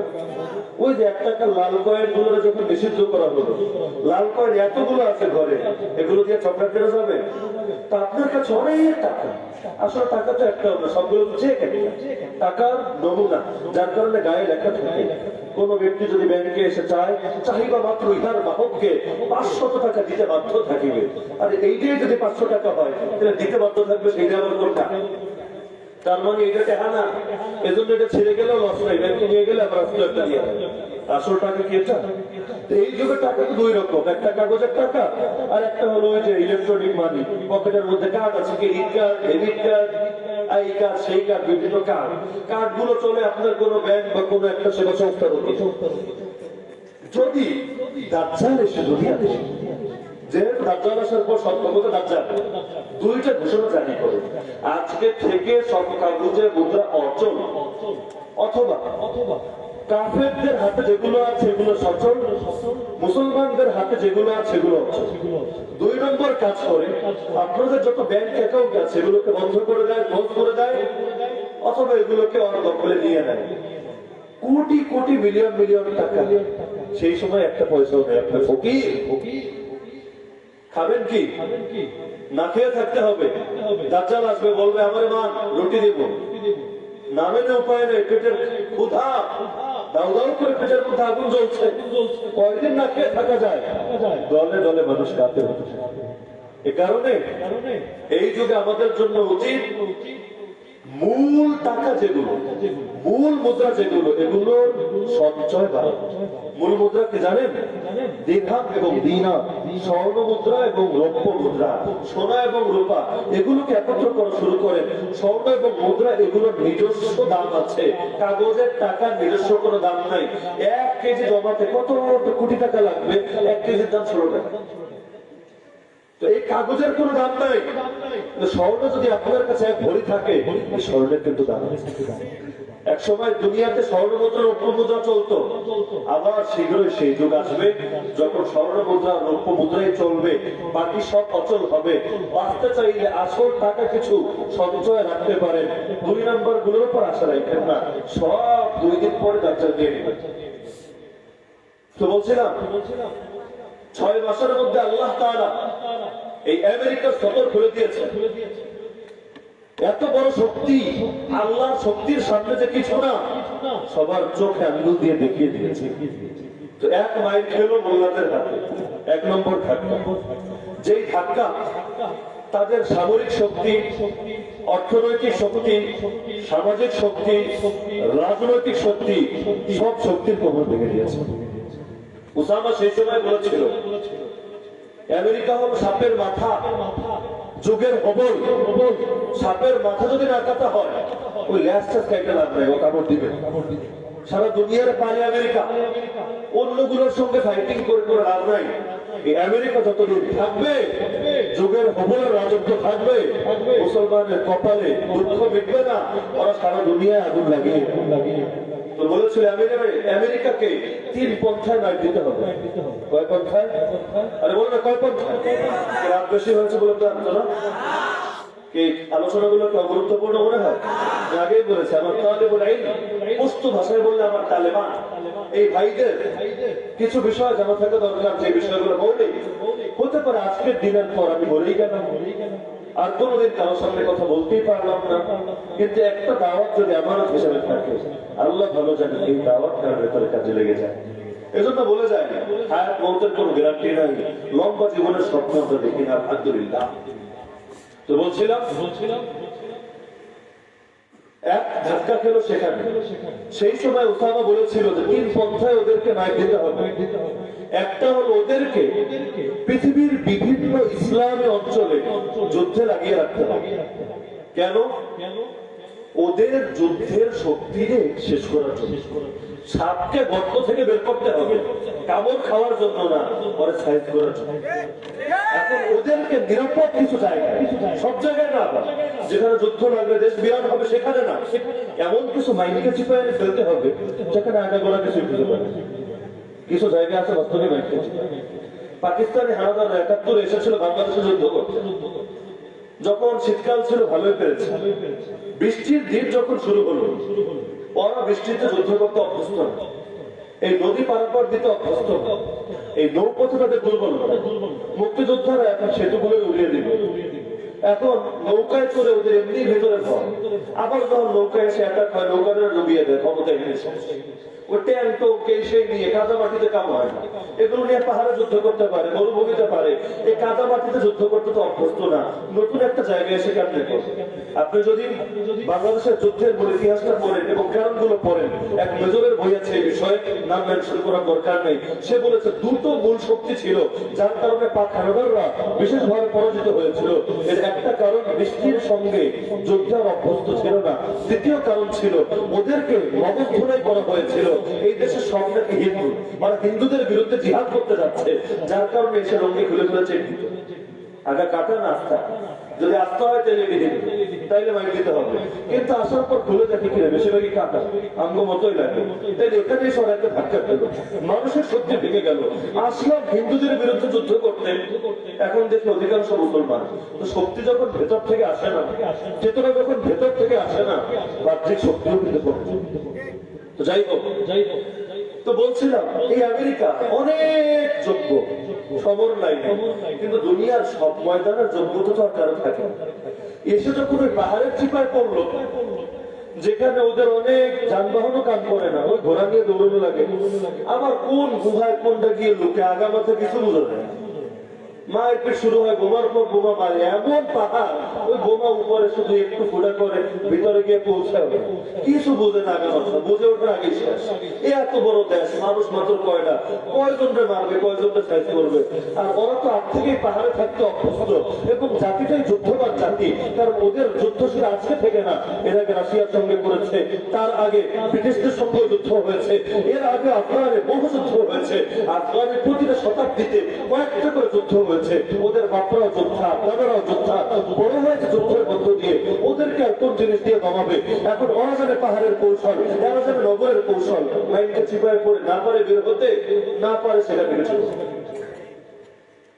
তো যার কারণে এখানে এসে এক মাইর খেয়ে তাদের কোমর একটা ধারণ। তো বলছিলাম তার একটা উদ্দেশ্য ছিল যে স্ট্র্যাটেজিক ওভার রিচ করতে হবে, ওদের সামরিক শক্তিটাকে অতিমাত্রায় সম্প্রসারণ করে দিতে হবে, সারা দুনিয়া ছড়িয়ে দিতে হবে। কয় জায়গায় লড়াই করবে? একদিকে ইরাক, একদিকে আফগান, একদিকে এটা, একদিকে সেইটা, তো সব জায়গায় শক্তি বের করতে গিয়ে পুরোটা পারবে না। 5টা লাঠি নিয়ে 5 দিক থেকে কেউ সাপ মারতে যায়, সাপ কয়জনটা কামড়, একটারে দিতে যাবে আরেকটা বাড়ি নেবে, আরেকজনটা দিতে যাবে আরেকটা বাড়ি নেবে। যে আমেরিকা সবার সঙ্গে রাখতে যাবে, বেশি খেতে দিয়ে কারোটাই খেতে পারবে না, পরে বন্ধ হবে। এটা ছিল 1 নম্বর উদ্দেশ্য। 2 নম্বর উদ্দেশ্য ছিল তাদের অর্থনৈতিক শক্তিকে দেউলিয়া করে দেওয়া, যার কারণে শুরু হয়েছিল এটা। 3 নম্বর উদ্দেশ্য ছিল তাদের রাজনৈতিক ঐক্য এবং সংহতিকে নষ্ট করে দেওয়া, নিজেদের মধ্যে দাঙ্গা হাঙ্গামা বাঁধে। এর মধ্যে সামরিক শক্তি নষ্ট হয়েছে আফগান যুদ্ধে, অর্থনৈতিক শক্তি নষ্ট করেছে নোভেল করোনা ভাইরাস। এই করোনা ভাইরাসকে আল্লাহর বাহিনী না? আল্লাহ কোরআনে বলেন বাবা ইয়ালামু জুনুদা রাব্বিকা ইল্লা হু। আরে রবের বাহিনী যে কয়টা এটা আল্লাহ ছাড়া কেউ জানে না। কয়টা দিয়ে তোরা মোকাবেলা করবি? ভ্যাকসিন বানাবি করোনা, আর এক জিনিস আছে। তা আল্লাহ করোনা পাঠালেন, সারা দুনিয়ার কম বেশি ক্ষতি হয়েছে, সবার হয়েছে, সবচাইতে বেশি ক্ষতিটা কিন্তু আমেরিকার হয়েছে খুব অল্প সময়ের মধ্যে। যেখানে 2008-এ বৈশ্বিক অর্থনৈতিক মন্দার সময় আমেরিকার অর্থনীতি সংকুচিত হয়ে ওদের অনেক বড় ক্ষতি হয়েছিল, সেই ক্ষতির মাত্রা ছিল 8.4%। কত? এমন বৈশ্বিক একটা মন্দা, একটা ঘোষণা এসেছে, মাঠে বয়ান শেষে জানাজার নামাজ হলো। তো আমরা ইনশাআল্লাহ জানাজার নামাজে শরীক হয়ে যাব। জানাজার নামাজ অনেক বড় একটা ইবাদত, অনেক বড় সওয়াবের কাজ। তো বলছিলাম কি বলছিলাম? অর্থনৈতিক মন্দা 2008-এ বৈশ্বিক একটা অর্থনৈতিক মন্দা ঘটেছিল, এখানে তাদের অনেক বড় ক্ষতি হয়েছিল। ক্ষতির মাত্রা ছিল কত? আর সারা না দিলে আমি আলোচনা শেষ করে দিই, এমনি আলোচনা শেষের দিকে। এখানে এসে যদি গতি হারিয়ে দেয় তাহলে হবে না। কত? 8.4%। কিন্তু এই করোনার সময় এপ্রিল থেকে জুন, কয় মাস? এপ্রিল, মে, জুন, কয় মাস? এই 3 মাসে তাদের অর্থনৈতিক সংকোচন ঘটেছে 30%। তার মানে অর্থনৈতিক বৈশ্বিক মন্দার সময় যে ক্ষতি হয়েছে এর চাইতে 3 আনা কত? 24। তাও হয় না, 4 গুণ বেশি ক্ষতি হয়েছে শুধু এই 3 মাসে নোভেল করোনা ভাইরাস। অর্থনৈতিক দেউলিয়াত্ব শুরু হচ্ছে না? শুরু হয়েছিল সেই টুইট টাওয়ার থেকে। একই সময় টুইট টাওয়ারে অ্যাটাক, পেন্টাগনে অ্যাটাক, হোয়াইট হাউসে অ্যাটাক। হোয়াইট হাউসের তার অ্যাটাক হয়নি, মাঝখানে বিমান ক্র্যাশ হয়ে গিয়েছে। পেন্টাগনে অ্যাটাক হয়েছে, এটাকে আর খুব বেশি ভাইরাল করেনি, কারণ এটা সমরনীতির জন্য লজ্জাজনক যে ওদের সামরিক শক্তি এতটা দুর্বল। পেন্টাগনে অ্যাটাক হয়, ভাইরাল করেনি। একটাকে ভাইরাল করেছে, কোনটা? 9/11-এর ঘটনা অথবা টুইন টাওয়ারের ঘটনা। সেখান দিয়ে অর্থনৈতিক কোমল ভাঙা শুরু, শেষ হলো করোনা ভাইরাস। 3 নম্বর রাজনৈতিক সংহতি। এই রাজনৈতিক সংহতি নষ্ট হলো কিভাবে? আপনারা দেখেছেন জর্জ ফ্লয়েড নামক এক কৃষ্ণাঙ্গ ব্যক্তি, যে মাঝে মাঝে পণ বধিয়া করত, তাকে এক শ্বেতাঙ্গ পুলিশ হত্যা করেছিল গত বছর, মনে আছে না সবার? সেই সময় সারা দেশে এক আন্দোলন ছড়িয়ে পড়লো, ব্ল্যাক লাইভস ম্যাটার। কালো বেঁচে থাকার অধিকার রাখে, সাদা কালোর দ্বন্দ্ব, শ্বেতাঙ্গ এবং কৃষ্ণাঙ্গের দ্বন্দ্ব। এই দ্বন্দ্বটা মূলত শুধু বর্ণবাদের দ্বন্দ্বই না, বরং আমেরিকার হাকিকত, ইতিহাস, ঐতিহ্য, পরিচয় এগুলো নির্ণয়ের ক্ষেত্রে 2 শক্তির মধ্যে একটা মেরুকরণ বা এক ভয়াবহ সংগ্রাম। যেখানে একদিকে আছে সেকুলার চরমপন্থী। কারা বলবো? হুজুর চরমপন্থী তো মুসলমান হয়, সেকুলার আবার চরমপন্থী হয়। আসল চরমপন্থী তো মুসলমান আবার চরমপন্থী হয় কেন? মুসলমান মুজাহিদ হতে পারে, আর মুসলমান লেবার ধারণ করে কোন মুনাফিক চরমপন্থী হতে পারে। তো প্রকৃত মুসলমান তো মুজাহিদ হয়, চরমপন্থী। তো সেকুলার চরমপন্থী যারা শুধুমাত্র শ্বেতাঙ্গদের বিরোধী না, শুধুমাত্র কৃষ্ণাঙ্গের দাবির পক্ষে না, বরং তারা মনে করে আমেরিকার গোটা সিস্টেমটা, রাজনীতি, তাদের সমাজনীতি, তাদের সমরনীতি, তাদের সবকিছু এগুলো হলো কৃষ্ণাঙ্গদের উপর জুলুমের জন্য দায়ী। 2টো জিনিস থেকে এরা শক্তি সঞ্চয়। একটা হলো পোস্ট মডার্নিজম, ব্যাখ্যা যাবো না, এমনি রাত বেশি হয়ে যাচ্ছে। একটা হলো পোস্ট মডার্নিজম, আর একটা হলো উগ্র বামপন্থী। এরা হলো বামের রাজনীতি করতে অভ্যস্ত। এই উগ্র চরমপন্থীরা, সেকুলার চরমপন্থীরা এই 2 চেতনায় বলিয়ান হয়ে সেই ট্রাম্প আসার আগে, যখন বারাক ওবামার ক্ষমতা ছিল, এটা তো কালা ছিল না? তো সেই সময় থেকে এদের উত্থান করে। এবং সেই সময় এসে তারা রাজপথের মধ্যে কিছু আন্দোলন শুরু করে। তো দেখা যায় দুটো শক্তি, একদিকে হলো শ্বেতাঙ্গদের পক্ষে যারা বর্ণবাদের পক্ষে, আর একদিকে হলো যারা বর্ণবাদের বিপক্ষে। যারা বর্ণবাদের পক্ষে, শ্বেতাঙ্গের পক্ষে, এরাও আদর্শিক ভাবে মুসলমান না বা ইসলামের আদর্শ থেকে বলে না, বরং এরাও হলো খ্রিস্টানদের বড় একটা দল যারা খ্রিস্টানি চেতনায় চেতনাবান, আর একদিকে হলো চরমপন্থী সেকুলার। এই দুই দলের লড়াই শুরু হলো। বারাক ওবামার সময় থেকে শুরু হলো। পরবর্তীতে যে ট্রাম্প ক্ষমতায় আসলো, এটার পেছনে এদের বড় অবদান ছিল। আবার ট্রাম্প ক্ষমতা থেকে চলে গেল, এই জর্জ ফ্লয়েডকে কেন্দ্র করে, 2020-এর নির্বাচনকে কেন্দ্র করে এবং আরো কিছু বিষয়কে কেন্দ্র করে এখন গোটা বিশ্বের সামনে প্রকাশ হলো আমেরিকার মধ্যে কোনো ঐক্য নাই। সারা দুনিয়াকে সভ্যতা শেখানো এই জাতি নিজেরাই এত বেশি অসভ্য, মারপিট যখন হয়, দাঙ্গা হাঙ্গামা যখন হয়, এত বেশি নোংরামি করে যে নোংরামি আমাদের দেশেও মিছিল মিটিং এর সময় হয়। দেখেছেন দৃশ্যগুলো, অনলাইনে সার্চ করলে আজকেও পাবেন। এত নোংরা, এত অসভ্য, এত বর্বরের জাতি, এমন কিছু কৃষ্ণাঙ্গ বিরোধী আর শ্বেতাঙ্গ এটার পক্ষে আন্দোলনে নামে আর নেমে এসে ডাকাতি করে, ছিনতাই করে, চুরি করে। দেখেন আপনি সার্চ করে, মার্কেটে চুরি, যা পাচ্ছে লুকে নিচ্ছে। কত বড় সভ্য জাতি। তো এর দ্বারা ওদের রাজনৈতিক সংহতি নষ্ট হচ্ছে। দিনকে দিন এটা বাড়ছে, এটা কমবে না। দিনকে দিন এটা আরো বাড়বে, আরো বাড়বে। সারা দুনিয়াকে অনেক জ্বালিয়েছিস, এখন নিজেরাই জল। আপোষে মারামারি করেই তোরা ধ্বংস হয়। আমরাও চাই ছাদ বেজে লড়াই করুক, আমরা দূরে বসে বসে দেখি, আর মজা নেই। আমাদের মধ্যে আগুন জ্বালিয়ে তো খুব মজা নিয়েছিল আমেরিকা, এখন নিজেদের আগুনে নিজেরা জল। দুই পক্ষেই কাঁপে। কেউ যে জয়ী হোক আর যে পরাজিত হোক, আমাদের ক্ষতি, কিন্তু এর দ্বারা ওদের পতনটা এগিয়ে আসবে। তো বলছিলাম 3 লাইনে ওদের ক্ষতি করার প্ল্যান নেওয়া হয়েছিল। একটা ছিল সমরনীতি বা সামরিক লাইন, স্ট্র্যাটেজিক বিষয়, আর একটা ছিল অর্থনীতি, আর একটা ছিল রাজনীতি। 3 লাইনেই ওরা ভঙ্গুর হয়ে গেছে। এখন শুধু সময়ের অপেক্ষা, শীঘ্রই ওদের পতন ঘটবে। সারা দুনিয়ায় এখন মরণগিরি কমিয়েছে, অনেক কিছু আঞ্চলিক শক্তিগুলোর উপর ছেড়ে দিয়েছে। সব বিষয় এখন ম্যাপ ঘোরাচ্ছে না, ধীরে ধীরে নিজেদেরকে গুটিয়ে দিচ্ছে। এখন এই অঞ্চলে মরণগিরি শুরু করেছে উগ্র হিন্দুত্ববাদী শক্তি। এখন আমাদের জন্য বড় চ্যালেঞ্জ সেই আমেরিকা থাকেনি, বরং হয়েছে উগ্র হিন্দুত্ববাদী পড়াশোনা। কিন্তু কাশ্মীরের মধ্যে উগ্র হিন্দুত্ববাদীরা যে আগুন জ্বালিয়েছে, আমরা আশা করি আমাদের নবী 1450 বছর আগে যে সুসংবাদ শুনিয়েছেন, সেই গাজওয়াতুল হিন্দের আলো এখান থেকে যত, এবং সেই কাশ্মীর হয়ে পুরো হিন্দুস্তানের মধ্যে আলো ছড়িয়ে পড়বে। আল্লাহর জমিনে আল্লাহর রাজত্ব প্রতিষ্ঠা হবে, বাতিলের পরাজয় ঘটবে। আল্লাহর জমিনে ন্যায়, সাম্য, ইনসাফ এবং শান্তি প্রতিষ্ঠা হবে। সমাজ আলোকিত হবে, সুন্দর হবে, মানুষের মধ্যে ভেদাভেদ থাকবে না, ঐক্য প্রতিষ্ঠা হবে।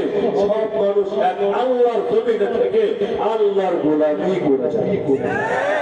যেমনি ভাবে রাশিয়া পরাজিত হয়েছে, আমেরিকাও পরাজিত হওয়ার খুব সন্নিকটে, একইভাবে এই মশামাছি গুলো পরাজিত। এই মশামাছি গুলোর সাহস কম, আমরা দুর্বল, এজন্য আমাদের বিরুদ্ধে বড় বড় গলায় হুমকি দেয়। যদি সাহসী থাকতো, রাশিয়া যেমন আফগানের সঙ্গে লড়াই করেছে, আমেরিকা যেমন আফগানের সঙ্গে লড়াই করেছে, বেশি সাহস থাকলে ওরা আফগানের পাহাড়ি মোল্লাদের সঙ্গে লড়াইয়ে জড়িয়ে দেখাতো আমরা গোমূত্র খোররা বাস্তবে শক্তিশালী। কিন্তু গরুর দুধ দিয়ে যেগুলো বড় হয়, এগুলো গরুর দুধ যারা খায় তাদের সঙ্গে লড়াই করার সাহস কম। ফাঁকা মাঠে বড় বড় হুঙ্কার দেয়, কিন্তু দেখা যায় যুদ্ধ লাগে না, নিজেরাই মারপিট করে। বিমান নিয়ে যায়, ওদের উপর কি বোমা মারবে, নিজেদের উপর নিজেরা বোমা মারে, হয় না? এমনকি ধরা খাওয়ার পর কোনো যদি জান নিয়ে ফেরত আসতে পারে, ধরা খেয়েছে এরপর জান নিয়ে ফেরত আসে, এটাকে বলে জাতীয় বীর। ধরা খেয়ে যদি জাতীয় বীর হয়, তাহলে মুদ পানকারীদের শক্তি কত বেশি, এটা তো বোঝাই যায়। তো এই মশামাছি গুলো কিছু না, দুনিয়ার আসল পরাশক্তিরা যেখানে পরাজিত, সেখানে আমাদের নিরস্ত হওয়ার কিছু আছে। তো ফিরে যাই প্রথম কথায়, শীঘ্রই ইসলাম বিজয়ী হবে। আমাকে দিয়ে অথবা আমাকে ছাড়া ইসলাম বিজয়ী হবে, হবেই হবে, অবশ্যই হবে। পৃথিবীর কেউ এই বিজয় থামাতে পারবে না। আমি সহযোগী হলেও বিজয়ী হবে, প্রতিপক্ষ হলেও বিজয়ী হবে। কিন্তু বিজয়ের কাফেলায় আমি থাকলে সৌভাগ্যবান হব, এই কাফেলায় না থাকতে পারলে দুর্ভাগ্যবান হব। কিন্তু ইসলামের বিজয় হবেই হবে। আল্লাহ আল্লাহ তাআলা আমাদেরকে তার জমিনে দ্বীনের বিজয় দেখে যাওয়ার তৌফিক দান করুন। ওয়া আখিরু দাওয়ানা আলহামদুলিল্লাহি রাব্বিল আলামিন। সবাই জানাজা সালাতে শরীক হয়ে